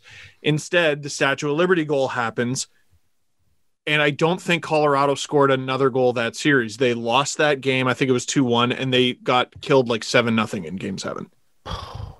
Yeah, and then he was never the same. He was out of the league like a year later. All right. So the top 5 goalies of all time is some combination of Waugh, Broder, Hasek, Sawchuk, and Plant. Pretty tough to disagree Yeah, it's probably. with I mean, I don't know some what other names. I don't know what good. order, but I think that's the top 5 in some order. Yeah, throw in some other names. Like it's just a shame that the '80s eliminates everyone. Yeah. Which isn't that wrong? Like that should be. Oh yeah, that's true. Petrograd, he won a cup in the '80s. Damn, you're right. And the '80s, I don't think it should eliminate. Like Mike Vernon was a very, very good goaltender. Completely not like I think Mike Vernon doesn't get enough credit for being as good as he was. Really underrated. Really underrated. Outstanding goalie. He was so good. There's a few goalies from the '80s that I think deserve a little bit more credit than what they got. But I would agree with the top 5, Jesse. So what's the order, guys? What's your top 5 of those 5? Because they are the top of the game. There's no question. Right. No goalie for a period of time was better than Dominik Hasek was. This is the greatest run any goalie's ever had or ever will have. Where is it? Until someone else does. Until someone else does, because it always happens that way in sports. So starting in 92-93, his save percentages, 930, 930, 920, bum, 930, 932, 937, 919, 921, 915, and then he fell off a little bit and still had another 925 season. Jesus! He was unbelievable. His awards in order: Jennings, Vezina, Hart, Pearson, Vezina, Hart, Pearson, Vezina, Jennings, Vezina, Jennings. And he should have had another Vezina. Did he win a cup with Detroit? He did. Okay. Yeah. I look at Hasek's career is similar to Jordan in the respect that they peak at the peak of where nobody else has peaked, but they don't have the longevity as much as some of the other top players. Like Waugh did. Because Waugh had almost 20 years, right? Yeah, and Broder has almost like 300 more wins than Hasek. Like it's not even comparable in terms of gameplay. Same with even Waugh. Like Waugh has like 200 more than Hasek. So I think, but I don't think anybody. You just read it off there, Steve. I don't think anybody's peaked as high as Hasek has peaked. So I would probably go with. And that's a pretty long peak. What is it? 7 years that you just mentioned? Right. His between 94 and 2001, only 96 and 2000 were his only years without at least one trophy. That's crazy. Stupid. Like, there's no dominance like that. He should have another Vezina. He was robbed. It was Jim. He played for the Ottawa Senators too. Oh my God. He won the first ever shootout against the Leafs. Against the Leafs. I didn't know that. What? Yes, he did. He won the first ever shootout in a game that Jason Spezza was in. Jim the Net Detective Carey won the Vezina in 95-96 with a amazing record of 35, 24, and 9, and those 9 are ties. He had a 906 save percentage. And it was the last time in his NHL career he had a save percentage above 900. It was robbery. But where was Hasek and all that? I got to see. 95, 96, he had a 920. Robbed.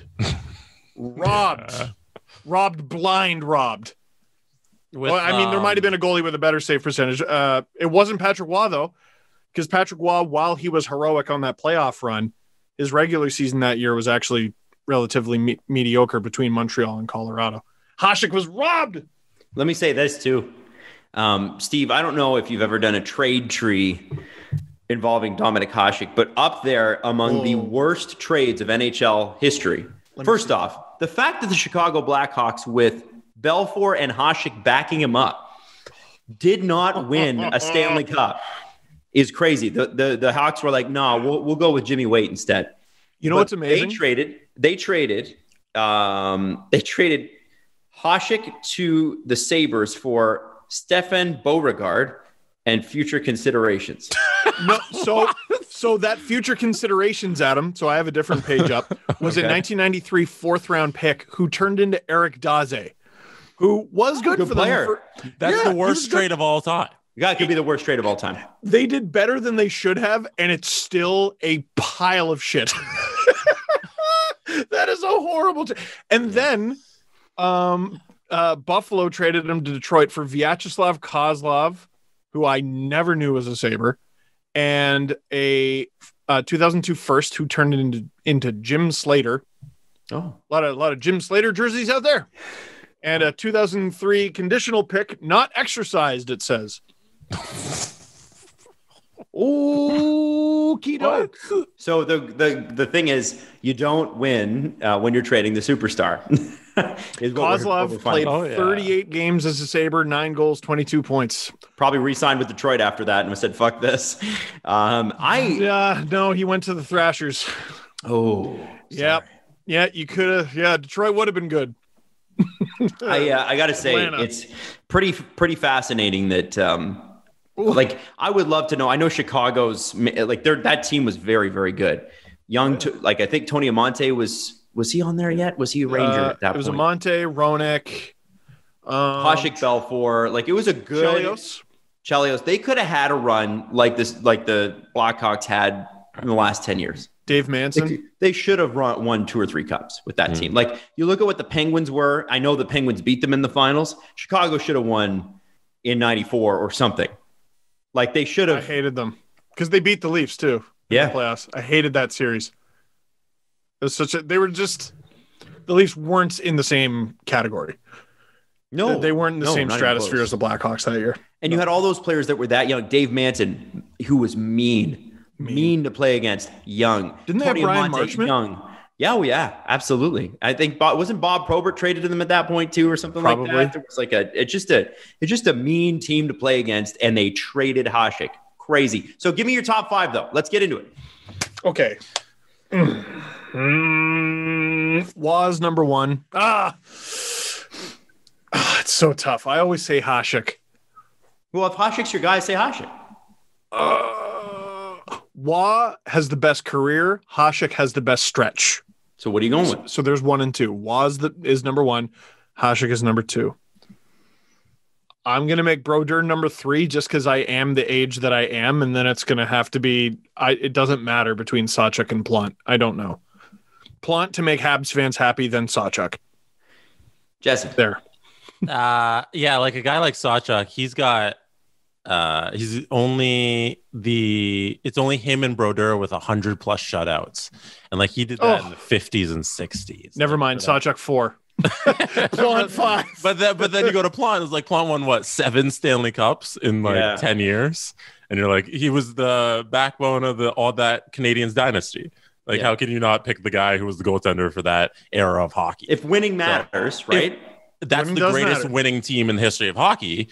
Well, maybe the Oilers there, but if it's the Canadiens, then you got to pick the goalie from that era. So like, I don't know. It's a toss up between those two, but winning, by the way, like people, there's been an overcorrection. Like people are using winning like it's an insult against goalies, and people use that on Grant Fuhr all the time, and I think that's wrong. Like, listen, his numbers are not wonderful, but he won. right, Yeah. He won. Like we talked about how hard it was to stop pucks in the 80s. Well, he stopped enough to win that many times. So yeah, he should 100% be in the Hall of Fame. His numbers don't stack up against other Hall of Famers. They did not play when he played. You know what I mean? He should 100% be in there. Too many people try to discount him. Well, Grant Fuhr should be in the Hall of Fame. Absolutely. Yeah, no, because it's saved for shut up. Well, He boy, won 5 cups? 5. 4 cups. I think 5. I think he was on the Ranford 90 won team. Oh, it was Ranford. That's right. He was a Leaf, wasn't he? You got the Conn Smythe. Was Ranford ever? No, I mean, Fuhr was a Leaf at that point. Oh, Fuhr. Yeah. Yeah. I don't know if he was at that specific time, but yeah. I have to say, for me, it's going to be, I'm going to say Hasek, because to me, it's got to be, if we're talking about best, if you're talking about winningness. Talking about what? Sorry? What? Best. Talking about best. Okay. Sorry, I forgot. Dickie Bob. We're talking about the best at their best. Dominic Hasek. Mm-hmm. He dragged some pretty rough-looking Sabres teams to much further than they should have been. Like, we're being honest. The Dallas Stars in 1999 were murderers, all of them. Like, that is such a good team. Spectacularly stacked team. Unbelievable. And that is why you don't want a salary cap, because look at what that Dallas team was. That was just 4 lines of scary. And Hasek took him to 6 games, and it took an illegal goal in game 6, which was an objectively illegal goal. It was illegal. For them to have that Stanley Cup stolen. Yeah, if Buffalo ties that game and Dallas has to go against Buffalo in game 7 and Dominik Hasek's in the net, I don't know, guys. I don't know about that. I got to give you an idea of that team. Who was the leading scorer of the 99 Buffalo Sabres? Dominik Hasek? No. Can you imagine? 99 Buffalo Sabres? Was it Miro Shatan? It was Miro Shatan. 66 points. That's it. He did have 40 goals, though. Yeah. 40's a lot. He's the only one who could score for them. And that was in a low-scoring era as well. That's important to know. Yeah. Mike Pekka was number 2 with 27 and 56, followed by Michael Groshek with 20 goals and 50 points. And Dixon Ward also had 20 goals for that team. Was Donald Audette on that team? Was Donald Audette on that team? I like Donald Audette. Donald Audette's one of my favorite 90s players that never gets mentioned in anything. Good old Donnie Audette. He was good in NHL 2001. The top playoff scorer tied 2 defensemen, Alexei Zhitnik and Jason Woolley, with 15 points in a 21-game run. The top goal scorers, 3-way tie at 7. 7 in 21 games. Stu Barnes. Yeah. We both. Yeah. At the same time, Dixon Ward and Curtis Brown. Man, oh man. Dominik Hasek, what a player. Yeah. You know why I'm going to also rank Hasek as number 1? A little thing that also puts him over the edge. The 98 Olympics. Oh, in Nagano. Yes. Hasek, Yes. Okay. Am I changing my answer? How many guys from that Czech Republic team are in the top 11 of scoring for the tournament that year? 1, Yager. 0. Oh. They played the most games because they won the gold medal, so they played the most games at anybody, and none of them reached the top 11 in scoring. That's just the table I have on the Wikipedia page. Do you have any NHL players, can you name the NHL players who are on that squad? Yeah. So Solani, Solani led the tournament with 10 points. He tied with Koivu with 10 for Finland. Had a good team. Bure, Korshkov, Bozin, Alexei Yashin's on that list. Sergei Fedorov's up there. But yeah, no Czech players. I know Yager was on the team, but he single-handedly led a team to a gold medal in the Olympics. Man, crazy. Some of these dudes, I'm looking at the Czech team right now. Some of them weren't even in the NHL. Like They were some of just them, Who were the NHL players on the Czech team in the Olympics? well, it's Roman Hamrlik. It's difficult. Milan good. Hajduk, Martin was very Straka, good. Martin very good. Ruchinsky. I think Martin Prohashka was in the NHL at that time. Joseph Baranek, I'm not sure. Yager, obviously. Robert Reichel. Oh, former Leaf. Robert Reichel and Robert Lang.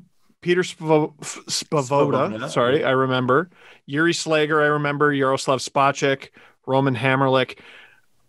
Oh, and Richard Schmelik. But the rest of them, some of them, there was a guy, I can't remember who I clicked on, former Bruin, but hadn't played in the NHL for 5 years, and then those Olympics came around. Yeah. Pretty cool. Yeah, Hasek was he's unbelievable. Yeah, so if we're talking winning, he at least won that. Won the World Trophy. I think, okay, so I'm going to say Hasek. So, Jesse, your top 5 in order. So I'm going to go Hasek, Broder, Waugh, Plant, then Sachuk. Okay.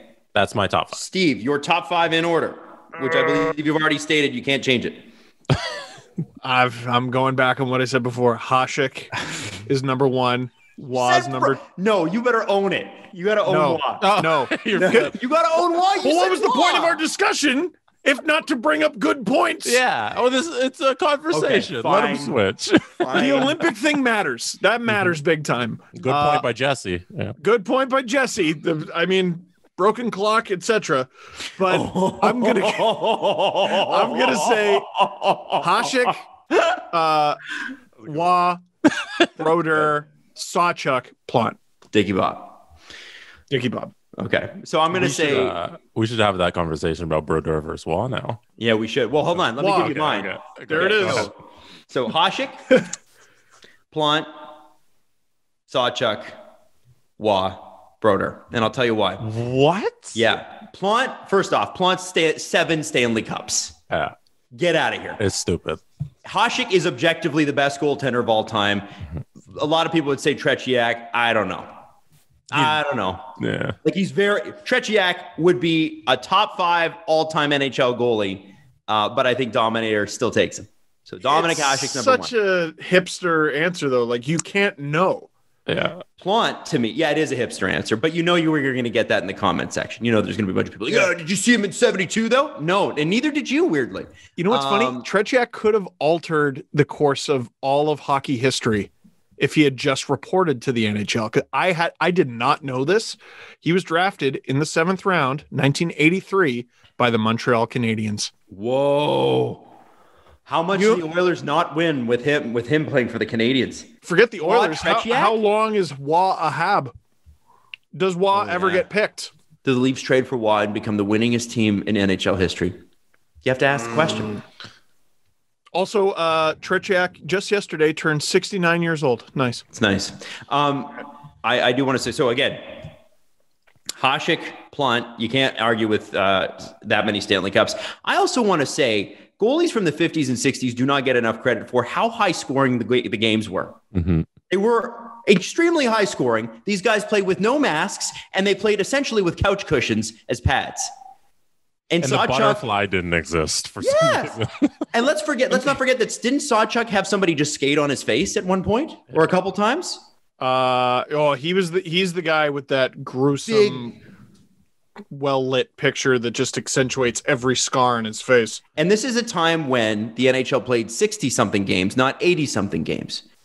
People forget that too. 103 shutouts on a Detroit team, which was for a long time objectively not very good. Like, I don't know, man. Terry Sawchuk, to me, does not get enough credit. People are like, oh, he just played for a long time, had a bunch of shutouts, whatever. What do you mean a bunch of shutouts, whatever? This guy was really good. And by the way, he was pretty good for the Toronto Maple Leafs too, as an ancient man. He was like 42. At age 37, Sawchuk won the last Stanley Cup for the Toronto Maple Leafs in 1967. He's a Leafs legend. They were Screw you, Detroit. He's a Leafs legend. This is why Thornton's record to be the oldest Leaf to score a goal is so impressive. That 67 team was nicknamed the Over the Hill Gang because they were so old. Like, people thought they should have, and they were. They're very old. They were. Like, Bobby Bond was on that team, but they were like, yeah, but you're barely playing. And like, he held it against them. He didn't even go to the parade. He went fishing. Adam. Yes. I'm going to try and change your mind here. I know you ranked Plant over Sawchuk. I did. But I had Sawchuk over Plant. And it was specifically because the 3 in a row Stanley Cups that Sawchuk won with the Detroit Red Wings, each of those series were against the Montreal Canadiens and Jacques Plante. Bunch of losers. And each time, the first series swept them. The next 2 went to 7, but each time he got the best of his counterpart. Thank you. Yes. Does that change your mind at all? Well, okay. Let me see what year Jacques Plante played at too, because I want to. This matters. Jacques Plante. Here, while you're looking that up, I do have a ridiculous. It was 53 to 75. He played till age 45. So which is insane. Jesus. And that's just when the Montreal Canadiens kind of got going in 1975. He was on the Oilers by then. Yeah. Well, he was the WHA. But they gave like the Canadiens in the late 70s, like they'd kind of taken a few years off. We'll give a couple cups to the Bruins. We'll give a couple cups to the Flyers. No, we're going to win 5 in a row now. They were talking about the most unbreakable NHL records on Sportsnet. Anthony Stewart says Wayne Gretzky, the points record. He has more assists than any other player has points. I mean, that's obviously up there for unbreakable records. But Frege got it right. Okay. Glenn Hall, most unbreakable record ever. The consecutive starts record. You know how many consecutive starts Glenn Hall had? And this is the record. The record. I don't know. 502 in a row. He began So for many years, just the official backup goaltender for the Chicago Blackhawks was an e-bug, basically. Mm-hmm. That's the easiest paycheck in professional sports. Backup goaltender behind Glenn Hall. That's a Humboldt, record. Saskatchewan's own. That's a record that will never be broken because the game isn't played like that anymore. You know, You can't break that record because nobody plays hockey like that, where your goalie just starts 500 games in a row. That's also insane. not played against scarecrows, which is basically the 80s. Hey, Jesse. Yeah. Can I throw something at you that might change your mind about Plante versus Sawchuk? Yes. Throw it. 1971. Toronto Maple Leafs make a trade for Jacques Plante, who is 40 years old. 40. Unbelievable. Now, the Leafs at this time are run by all accounts, a buffoon. But a pretty smart buffoon in Harold Ballard. Not because he made great hockey moves, but because he was a pretty good businessman. He's just kind of a jerk. Now, Jacques Plante that season, 24 wins, 11 losses, 4 ties, a 189 goals against average, and a 944 save percentage. 40 years old. 944. And how many games played? Different era. He Holy played shit. 40 games. And everybody talks about, everybody scored in the old era. Yeah, exactly. 40 games out of, I don't know if the NHL had switched to 82. But even then, if the NHL played 62 or 82 at that point, it doesn't matter. 40 games and a 944. And the Leafs went pretty deep that year. 3 games. They lost? lost. Oh, yeah, it's lost. The Leafs. But the reality is, I forgot that Jacques Plante is also a Leafs legend. Screw you, Canadians. He played 3 seasons with Toronto before going to 8 games with the Bruins and then played with the Oilers in his last season at 75. Plante is, to me, besides the goaltending mask thing, which is pretty cool in and of itself, the guy had chronic bronchitis, had to sit out an entire year. Oh, yeah. Yeah. And back then in the 50s, it's well, why don't you just drink a little whiskey and get back out there? You smoke a cigarette in intermission. It was, this is the era where they're you're trying to stop a puck with your face and you're going to put leather between it. What kind of pansy are you? You should take a different time. It is a different time. And so I think it's better now. So I think it's better now too. So I think Jacques Plante deserves it. I'm gonna give number 2 to Jacques Plante for those reasons. I could be wrong. I don't care. But Sawchuk deserves number 3 because any goalie that is the first goalie to reach 100 shutouts in the NHL in an era where they did score a lot more than they had up until recently. I think Terry Sawchuk deserves to be there. Patrick Waugh is an incredible goalie. Incredible. And this is not to diminish Patrick Waugh. But what I would say about Patrick Waugh, the argument against being in the top 3 is this, and I know I'm going to get hammered for this, but I don't care. Name a bad team he played for. Patrick Waugh? Oh, Name a team that wasn't stacked full. Name a team that wasn't stacked full of Hall of Famers that Patrick Waugh played for. Right. He made them Hall of Famers, man. I don't think Patrick Waugh made everybody Hall of Famers. He made them. He was incredible. But Patrick Waugh objectively played for the last best group of Montreal Canadiens and the last best group of Quebec Nordiques, Colorado Avalanche. Boys, Tell me you why continue this topic without me. Oh, you're going to watch it? Oh my God. I didn't expect to go this long and I'm dying. I'll be right back. Okay. While Steve's away, tell me why Waugh gets your slot over Brodeur, because I have Brodeur in second place. So Brodeur for me, I think first off, I'm not part of the theorists that think that Brodeur wasn't a great goalie. He was. Objectively, he was a great goalie. There's no doubting that. You could be a bad goalie and win games in that era. A lot of people talk about Chris Osgood, and he's in the Hall of Fame, I believe. And I think he deserves to be, but a lot of people are bad goalie, really good team. Marc-Andre Fleury is another one of these guys who played on a team that was always spectacular. Always spectacular. And the guys I chose at number 1 and number 2 could do it when maybe the team wasn't very good. Hasek and Plante could do it. Sawchuk did it for a long time. And I told you the shutout record was a lot. And obviously I know Brodeur has that now. Brodeur deserves mega points for being a brick wall in the playoffs. He was unbelievable. But he also had a defensive system which was so ahead of its time that nobody could figure out how to get through it. And it was so smothering, they changed the rules. Literally. People forget the two-line. Do you remember two-line pass? Yeah. Do you remember that was a rule? And that was because of the Devils. The Devils shut down the NHL. The reason that, remember we went through the Sabres scoring thing with Miro Shatan getting 40 goals, which was crazy high for that time, and 20 assists and 66 points. That was a good season. If Matt Sundin, one of the best Leafs of all time, many say he is the best Leaf of all time. If Matt Sundin could only get a point a game, and that was top 10, top 15 in the league, shows you how tough it was to score at a point a game, shows you how that era of hockey benefited goalies. And you look at some of the goalies and some of the numbers from that time, they're pretty spectacular compared to what we're seeing today. Mm-hmm. And that is because the rules smothered the game. They got rid of the clutch and grab thing. The Devils were super good at that too. They were great at throwing late hits and shoulders to the head. And listen, they were extremely successful doing it, but the league had to change because it was so boring and awful to watch that please never make me watch a New Jersey Devils game from the late 90s, early 2000s again. They figured out that you can just keep them in the neutral zone because you can't pass the puck over a couple lines. So let's just keep them there, and then we'll just play a low event game, and then we'll eventually win if we score a couple goals. I remember a Leafs game, and we talk about this all the time, a Leafs game where they had 6 shots the whole game. That was in the playoffs. And it was normal. Because you play it that way. Well, it wasn't normal. I mean, that was bad. Yeah. But it wasn't abnormal. Like, finish the game with 15, 16 shots against the Devils. Like, what? So to me, Broder only gets 5. And it's a shame for Broder because it's like, what? The guy got drafted by a really good team that played a defensive system that was well ahead of its time.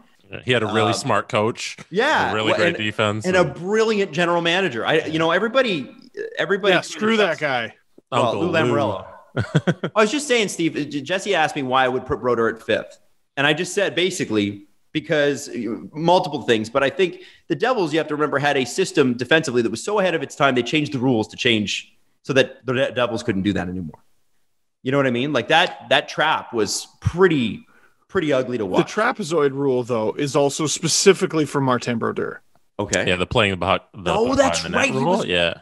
Yes. I remember. So that's when you get into like that Wilt Chamberlain level of, well, they changed the rules. Yeah. To stop this one guy because it just got too much. And that's why he should be in the top 5. I just think he's 5th of 5. There are no bad goalies in this conversation. No. Oh my, it's the best ever of the 5. Yeah, that's why people take the best of conversations they don't take them properly. No. We're not discounting Brodeur. We're simply saying Fuck that Brodeur. Okay, Adam is. We're simply saying Wah and Wah sucks too. Were better. You put Wah and Hasek on those Devils teams, I think you probably get the same result. You probably have a 977 save percentage at that point. Yeah, the other team just strips naked every time they score. They can't believe it. It actually happened. It finally happened. They confetti on the ice. It's an hour-long delay. It's the worst.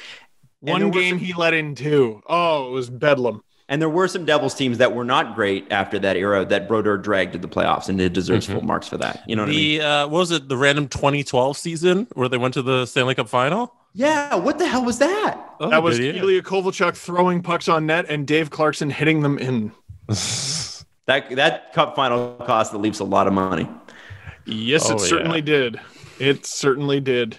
And all I think about all the time. What? I think about this a lot.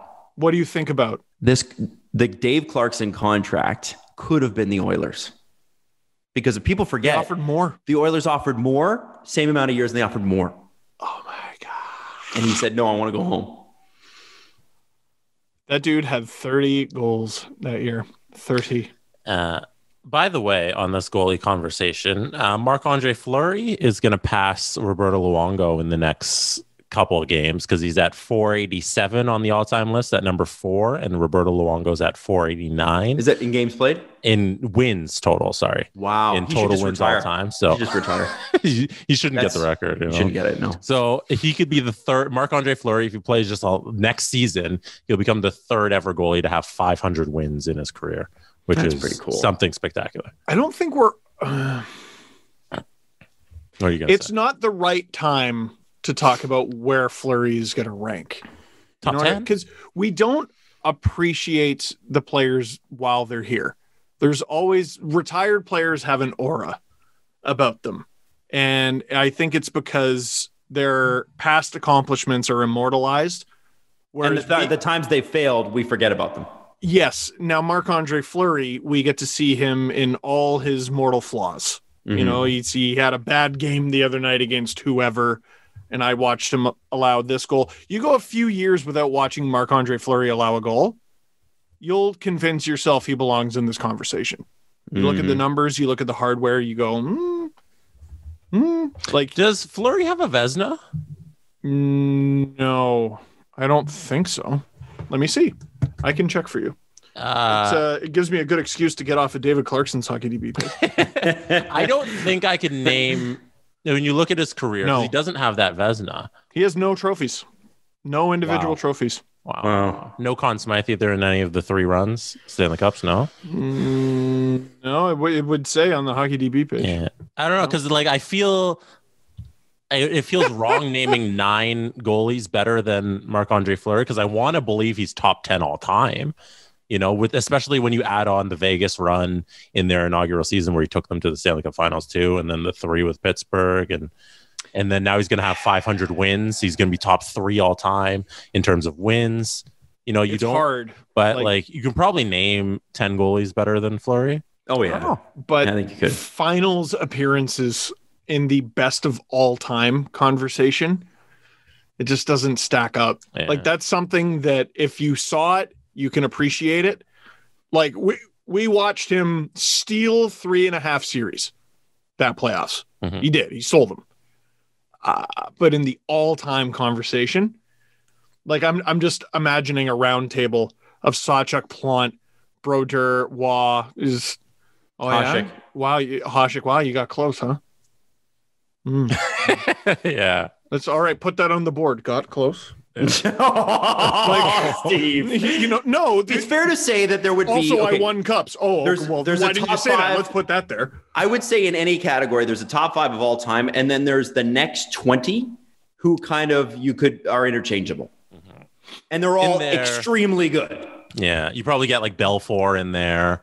Yeah, Osgood's probably in there. Yeah, Osgood's a controversial name as well. I would say you might have Cujo in there. Yeah, I think you should. He's a spectacular goalie, and not just for the Leafs. Like he was insane in Edmonton, just outrageous. Cujo has more career wins than Sawchuk. You know, that series that Curtis Joseph stole as a member of the Edmonton Oilers stole it away from the Stars. Oh man, that was Hockey Card of the Year. That save where he's diving across the net. I remember I had it. They announced it on the score. Like, this is Hockey Card of the Year. I'm like, I have that card. Was it a Doug Waite? Was he robbing Doug Waite or not Doug Waite? My goodness, was it Mike Modano or something like that? I forget who it was. I don't remember who it was. One of the greatest saves in playoff history. It was amazing. It's absolutely unbelievable. Right. And you can't make a great save like that without being out of position, which Curtis Joseph always was. Yeah. Always. And on that list, I have Fleury above Cujo because Cujo doesn't have the hardware as well, and he lacks the Stanley Cups, you know? Yeah. He won the King Cujo left Detroit in 2000. That was it. I think Cujo left Detroit a season early. If he just stuck around for more Hasek and him being the backup, I think it'd have been okay. It's a bummer. I wanted Cujo to get a cup badly. I think on the list of those goalies too, you gotta include guys like you've got to go back into like the 40s and 50s as well, and that's where it gets a little murky, right? Because it's pretty tough relative to today's conversation to talk about that. But then you've got guys like, where's Pelle Lindbergh in there? Killed in a car crash, but was incredible and was a great goalie for the Flyers. Where do you put him? Where do you put Billy? I feel like that's so above our knowledge. I know. Well, where do you put Billy Smith from the Islanders? 4 cups in a row. What do you do with that? Now we're getting to a territory where 4 people in the world can have this conversation, and one of them's Jeff Merrick. So who And are the other one's three? Jeff Merrick with himself in a mirror. just Jeff and 3 mirrors. What if it's like a video game? What do you think, Here's Left on Jeff? air Jeff Merrick, and it's him in a suit, and he's doing his little. Here's Jim Jeff Merrick, and it's him with some stubble, and his sleeves are exposed, and You know who might be able to have that conversation with Jeff is John Shannon. John John is an might be encyclopedia. around enough, long enough, and know enough info to just have that conversation. And Ken Reed, if he's allowed to have cue cards. if he's allowed to have the hockey cards in front of him, Ken Reed can do it. John Shannon, underrated. If you can get John in the right conversation, John Shannon is one of the most entertaining storytellers I've ever met in my entire life. That guy, he's hysterically funny and he's knowledgeable. And the guy ran Hockey Night in Canada for how long? Very long time. 30 years or something. He's seen some stuff. He's got stories. It's pretty amazing. That's a guy I'd like to have showed on. up at a game once. John? Yeah. Did he? Yeah, I thought it was you or someone told me a story. He just showed up at a game. I think he wasn't scheduled to work. They were like, "What are you doing here?" Oh, He's you like, mean when he was to Sportsnet? Yeah, that's the rumor, is that he just showed up and was like, I'm ready. And they were like, "All right, I guess John Shannon's on." Yeah. Because why not? Why not? And he's still doing the podcast with Bob McCowan. Like, the guy just goes and goes and That's goes. right. Yeah. Good for John. Anyway, long story short, those are easily the top 5 goalies. Growing up, cereal was one of the best parts of being a kid. But, we had to give it up because we realized it was full of sugar and junk that you really shouldn't eat. Been trying to cut down on my carbs, sugar, unhealthy food. I can't eat all that stuff anymore. But with the new year and summer upon us, we're trying to eat a little bit better. Healthy breakfast doesn't have to be boring. And that's why you should check out Magic Spoon. It's got all the amazing flavors you love without all the bad stuff. We're talking about 0 grams of sugar, 13 to 14 grams of protein, and only 4 net grams of carbs for each serving. Only 140 calories per serving. It's keto friendly. It's gluten free. It's grain free. It's soy free. It's low carb, and it's GMO free. Variety packs include 4 flavors: cocoa, fruity, frosted, and peanut butter. How do you not love that? Come on. So check out magicspoon.com/SDP to grab a variety pack and try it today. And be sure to use our promo code SDP at checkout to save $5 off your first order. And Magic Spoon is confident in their product. So confident, in fact, it's backed by the 100% happiness guarantee. So if you don't like it for any reason, they'll refund your money. No questions asked. Remember, you get your delicious bowl of guilt-free cereal at magicspoon.com/SDP and use the promo code SDP to save $5 off. Thank you to Magic Spoon for sponsoring this episode. A couple things I want to hit because we are running out of time, gentlemen. Sorry, it's my fault. Game I am watching, the game I want to see the most, thankfully it's tonight, I believe, is Montreal and Calgary. Oh my God. Guys, is Montreal going to blow this? To Calgary. But and not only are they going to blow it, they're going to blow it to Calgary directly. Calgary's won 2 straight against Montreal. How many points? Like, what's the standings right now? I think they're 2 wins out. Is that it? That's Let me see here. It is. Yeah, it's Calgary's very played- close. So Calgary has only played 1 more game than Montreal. They're 4 points back. But let me go. They're not going to blow it. There's not enough runway. Jesse. So Calgary is 5-5 in their last 10, which is not good. Montreal's 3-7, which is worse. 5-5 beats 3-7, so you've gained points there. You've gained 4, as a matter of fact. Nobody wants this spot, bro. Forget Calgary. Can we have this conversation? The Canucks are 8 points back of Montreal. They're 4 points back of Calgary.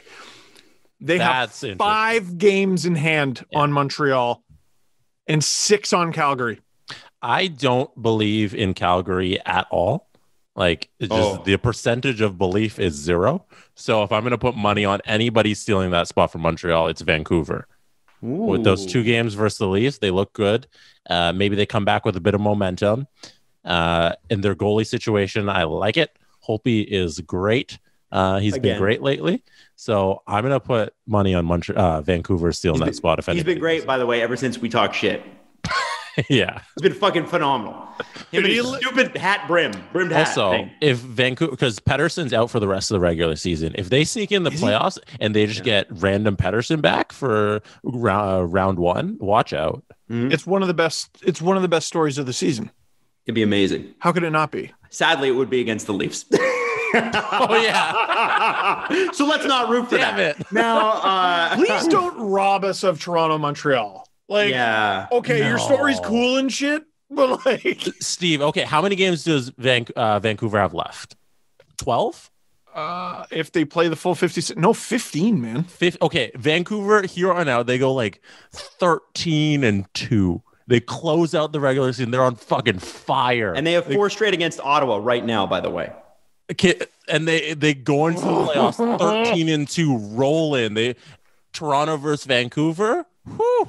Man, the Toronto and Vancouver have met in the playoffs before, and Vancouver 94? stomped Toronto in 94. Stomped them. Again, Steve, you talked about the Leafs not being in the same league as the Blackhawks. The Bure Canucks, you're like, not even close. And everybody's like, well, if we just got past the Bure Canucks, we would have been able to take on the Messier Rangers. No. You might have been top 4, but top 2 were much better than you at that point. Much better. That was one Strombo liked. Because he's a Habs fan, right? So he was laughing at he loves the Leafs fan thing. Oh, if only we beat LA. If only you beat LA, what? You would have got killed. Montreal would have killed the Leafs. It would have been fun, but they would have been fun. Yeah. They would have lost. And I don't know if we really talked about it, but Ehlers is missing the rest of the regular season with the Jets. Mm-hmm. And Edmonton has 2 games on them, and they're only a point behind. So it's they're just fighting to play each other. Whose arena are we playing? Home ice, yeah. Right. So it looks like, they're so far ahead of Montreal. Like Edmonton is 7 points up on Montreal. Yeah.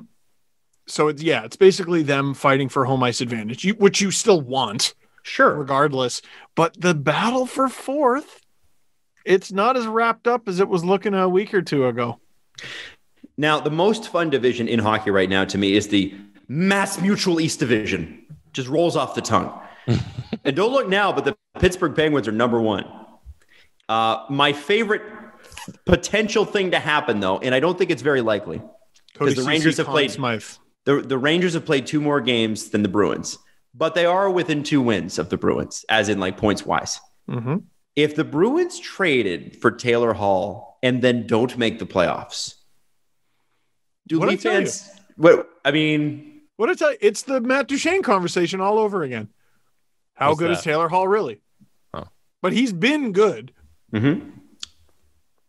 But we were looking at Duchene and we're like, okay, swing and a miss. Mm-hmm. Oh, swing and a miss again.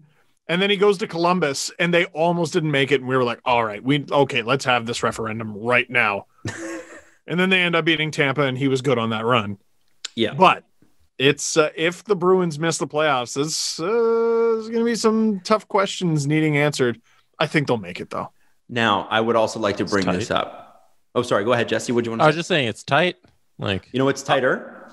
What? The Dallas Stars are now within a win. 1 win of the Nashville Predators. And by the way, if we're going by points percentage, the Dallas Stars are 4th in their division. What's interesting is that Dallas and Nashville both play really tough teams, number 1 and number 2 in their division. So Nashville takes on Florida in their next game. Dallas takes on Carolina. Carolina's number 1, Florida's number 2. But boy, so that, in Dallas's case, that could be a first-round matchup.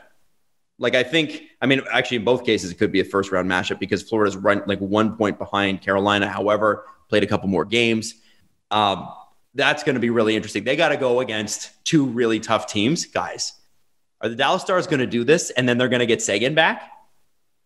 Man, that's so unfortunate, too, for the Hurricanes. Hey, look at us. We're first. We're going to have a great time. Dallas, a team that just went all the way to the final. And defensively, tough team. So tough, beefy. Mm-hmm. They're getting stops. Like you said, Tyler Seguin coming back. That's a tough matchup, but it gives us an all-Florida matchup, finally. That would be great. And lastly, I do want to talk about the Honda West Division, which has 3 teams that have already locked up a playoff spot, Vegas, Colorado, and Minnesota. Exactly as we predicted, not Minnesota. What's funny is people are like, well, there's a pretty tight race between Arizona and St. Louis. No, there isn't. St. Louis will get into the playoffs. Arizona won't. Arizona's only ahead of St. Louis because they played 3 more games. You better watch it. Somebody's going to clip this. Guys. Yeah. Yo, it won't be embarrassing for me if St. Louis lets this playoff spot get away. It'll be embarrassing for St. Louis and their fans. What skin do I have in this? None of the bottom 5 teams in the West have a winning record over the last 10 games.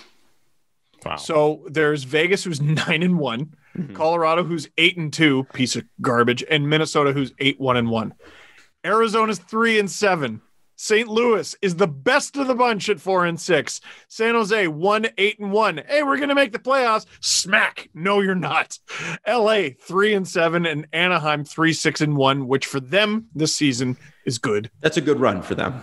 Yeah, boy, oh boy. If you're any of those teams, you got to be kicking yourself because, I'm sure San Jose or LA would have loved to sneak into the playoffs there. And if you were just halfway decent, that could have been you. But they're not. They're not. No. Especially San Jose is the best of the worst there, and they're such a poorly constructed team. At least LA looks like they have a little bit of life. Like they started the season well. And Jesse, you picked them as a bit of a sleeper in your picks. I remember that. Yeah. They have a future in LA. I don't know. There's a team there. Yeah, because I thought at the beginning of the season there were 3 locked up spots there, and it was going to be Vegas, St. Louis, and Colorado, and then it was just a pick 'em for that last one. But for some reason, it turned out that the 3 pick was Minnesota, which I don't think anybody saw coming because we thought they were going to sell at the deadline. You know what? It's one where the whoever gets first place, that actually really matters because we're talking about playing one of a beat up Arizona or St. Louis versus Minnesota, who's legit. Yeah. Colorado's not losing to anybody else. Vegas isn't losing to anybody else. Minnesota, you might lose. You might lose. And no offense, Minnesota Wild fans, listen, you got to be having the greatest season you've had in a long time. This is a lot of fun. Kaprizov is unbelievable. But if you deprive the hockey world of Vegas, Colorado in round 2, I'll never forgive you. That's the Stanley Cup final, isn't it? I think it has to be. No. I think Tampa's real good. What? I think Vegas is Vegas and Colorado objectively I think are the best 2 teams in the NHL. It's the West final. Yeah. At least. Yeah. It's definitely the West final. Those are the 2 best teams. You guys are writing off a lot of teams here. Well, who are we writing off in the West? Let's look at it. Okay. If we're counting the Central as the West. Yeah. Which Carolina's very good and deserves all the credit. Tampa Bay obviously won the Cup. Florida's been a surprise. But Tampa's the only team I say can go up against those guys and win a 7-game series. The Central's kind of a similar division in terms of where the standings are at. I think Florida is a serious contender. Really? Yeah. Everything they've shown this year, they're a really good team. They're on a bit of a lull. I want to throw this out there just quickly on the Kings. At a certain point, you got to start to ask yourself, I know they have to pay Jonathan Quick for about 8 more seasons based on that ridiculous extension, but he can't play next year, right? Well, I think Cal Peterson's great. He's been very good. I wouldn't have called. Man, you gotta goaltenders just one day they go, oh, okay, that's how you do it.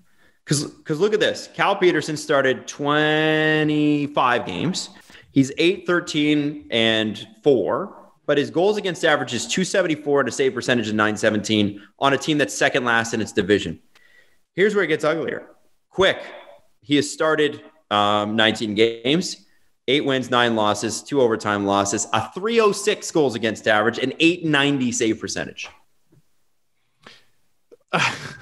So I'm just looking at his numbers from the AHL. Nothing. Yeah. Nothing about his AHL numbers suggests he'd be this good. Nothing. He's just guy. So his best AHL save percentage was .910, and he had that in the 17-18 season. But he didn't even have the best save percentage on his team. That was a .912 that belonged to one Jack Campbell. And then he was at .896, which was one of the worst on his team. And all his NHL numbers he's unbeatable. .924, .922, .917. Okay. Goalies, man. I remember Darcy Kemper. Like, I'm pretty sure I even threw like a couple like snide comments when he was like on Minnesota. Just, oh man, if this guy's their future in net, they're done. He's no good. This guy stinks. And now he's one of the best goalies in the league. Yep. One day they just go, oh, right. That's how. Okay. Sorry, let me put my glove this way. Or whatever it is. And they just figured it out. And now he's 30 also. God, time's fast. It is. How did that happen? Andrew Shaw retired today. I just covered that guy in junior. Yeah. Absolutely. Kind of wild, right? And you were older than him then, which means you're still older than him, but all the same. That's how it works. Tough for Andrew Shaw, though, concussion related. That sucks. That really sucks. 29 years old. I wonder, part of the reason I was thinking about his junior team is I wonder if he spoke to Joey Hishon about his decision. So for those of you who don't know, Andrew Shaw and Joey Hishon were members of that 2011 Owen Sound Attack team that ended up winning the entire OHL. They beat St. Mike's Majors in a big upset, Game 7, overtime, Major score on their own net. Then they go to the Memorial Cup. In the Memorial Cup, Joey Hishon, who was selected first round 17th overall by Colorado, gets absolutely demolished at center ice by Jake McCabe, who was a Sabres draft pick at the time. He's still in the league. I forget for who. Kings? McCabe, I think, was suspended the rest of the Memorial Cup. And his career was never the same. And I think he had to eventually make the decision to shut her down. And I just wonder if he spoke to him. Those are two guys who should be playing hockey right now. But concussions, man, you can't mess around with that stuff. You cannot. Let's get in the press conference. Steve Dangle è un tipo maleonte. What does that mean? Well, in case you don't speak Spanish, that means Steve Dangle is a smelly guy, and I just learned it from Babbel, the #1 selling language learning app in the world. It's one of my goals for the new year was to learn a little bit of, new language. And Babbel has made the whole process addictively fun and easy, and I can throw little barbs at my friends in different languages. Little bite-sized lessons, perfect for guys like me who really have low attention spans. They're 15 minutes long, and they make it perfect to learn a new language. You're not spending your time conjugating verbs. We're talking about real-world conversations. Now, you've seen other language learning apps, and they use AI for their lesson plans. Babbel lessons were created by using over 100 language experts. Their teaching method has been scientifically proven to be effective. And with Babbel, you could choose from 14 different languages, including the one I'm trying to learn, Spanish. Plus, Babbel's speech recognition technology helps you improve your pronunciation and accent. That's the part I'm still working on, so just bear with me. Right now, when you purchase a 3-month Babbel subscription, you'll get an additional 3 months for free. So that's 6 months for the price of 3. Just go to Babbel.com and use the promo code THEORY. That's BABBEL.com code THEORY for an extra 3 months free. Babbel, language for life. Do we have time? Very little time. Okay. So any hockey related. We won't do any history corners. So I'm gonna tease next episode's press conference. Steve's talking to someone. Steve's talking to his wife. wife. A few minutes? Steve's talking to. Do you want us to go, Steve? Like 10 minutes. No, it's okay. Okay. Steve's talking to his wife on the podcast. What? All right. What do you? You're just gonna go? Okay. What do you need? Sorry. I'm missing. No, my wife's going for a walk with Leo. Oh, okay. It's okay. Sorry, guys. I tried to do it subtly. Nope. My bad. All right. So next podcast, I'm going to tease two things. We're going to do Steve's zoo stories. Steve, you're going to talk about animals you fed. And we're doing that next show? Okay. Next show. And Adam's going to do a history corner, a recent history corner on his knowledge of the Canadian housing market. And how I don't know why someone asked this, but how it's been skyrocketing. So those are two questions we got today. I thought they were very interesting. So I'm going to tease them for next episode. It's going to be a lot of fun. Here is our one hockey question we're going to go with for today. This is from @LumberKeefs. Should the Leafs play with 7 defensemen in must-win games in the playoffs? We all know Spezza and one of Jumbo or Wayne will be plenty on the fourth line, and you'll probably just have Matthews, Tavares, and Hyman taking those extra shifts anyways. So it's not like you'd need a forward. I thought this was a very interesting idea. Do you think they'll go with it? I like the idea, and I like that it's innovative. But no, I don't think that's the way to go, because I know that we're going to load up front. The big guys are going to get the most minutes, but the same is true on defense. And you're going to see a ton of Muzzin Hall. You're going to see a ton of Riley Brody. and the third pair is going to play once every 6 or 7 shifts. I call it the Kimmo Timonen shift, which is you're going to get on the ice, breathe for 1 second, and then get the hell off, which was him and the Blackhawks last time they won the Cup. In 2015. And even the breathing, like one shift. Kimmo, can you... Short breaths. Yeah, please. Yeah. Into the nose, out through the mouth, bench. Okay. Can you... Thanks. Okay, try harder next time. The other thing, Steve, can I add to that is the 7th defenseman is who? In this scenario, it's probably Travis Dermott, right? If Bogosian is back and he's healthy, although he's going to be out for a month, right? Let's pretend it's ideal scenario, if it's ideal, and you've got Bogosian in there with Sandin, which is, I think, your ideal third pair. So then your 7th guy is Travis Dermott, or you could have Hutton in there. But even so, how much value does that give you? Do you hear the names that we're saying? Like if we're like, it better be a game breaker. Yeah. Right.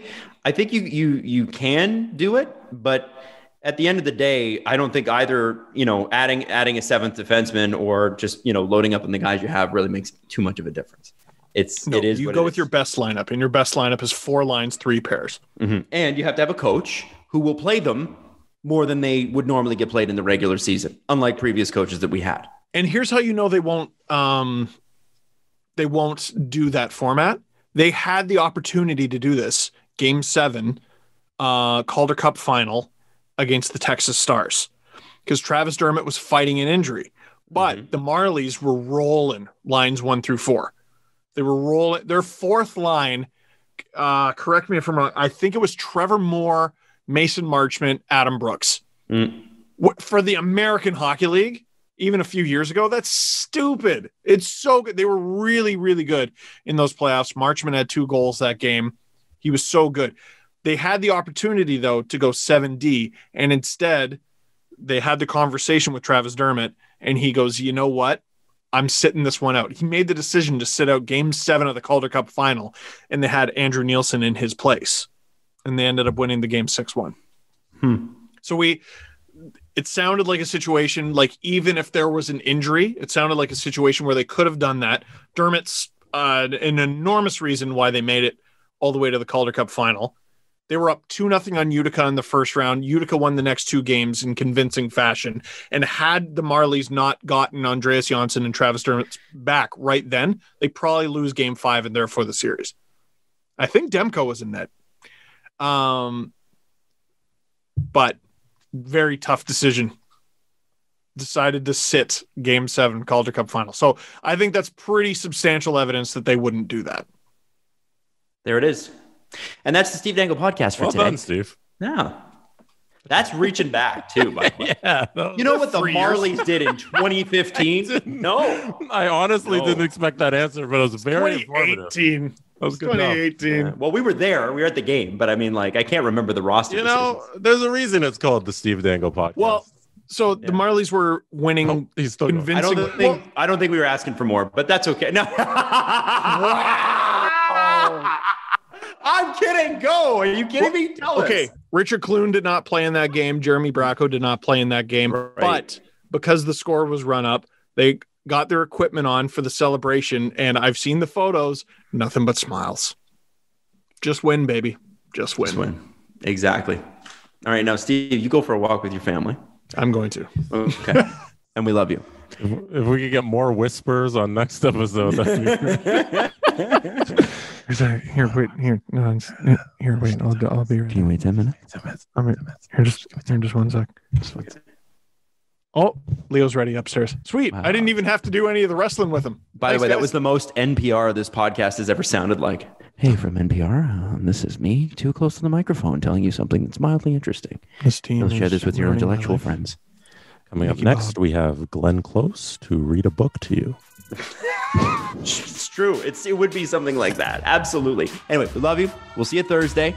Have a wonderful week. And we're getting close to the playoffs, baby. It's going to get exciting. The Steve Dangle Podcast. Follow the guys on Twitter at Steve_Dangle, at Adam WYLDE, and at Jesse Blake. Connection complete.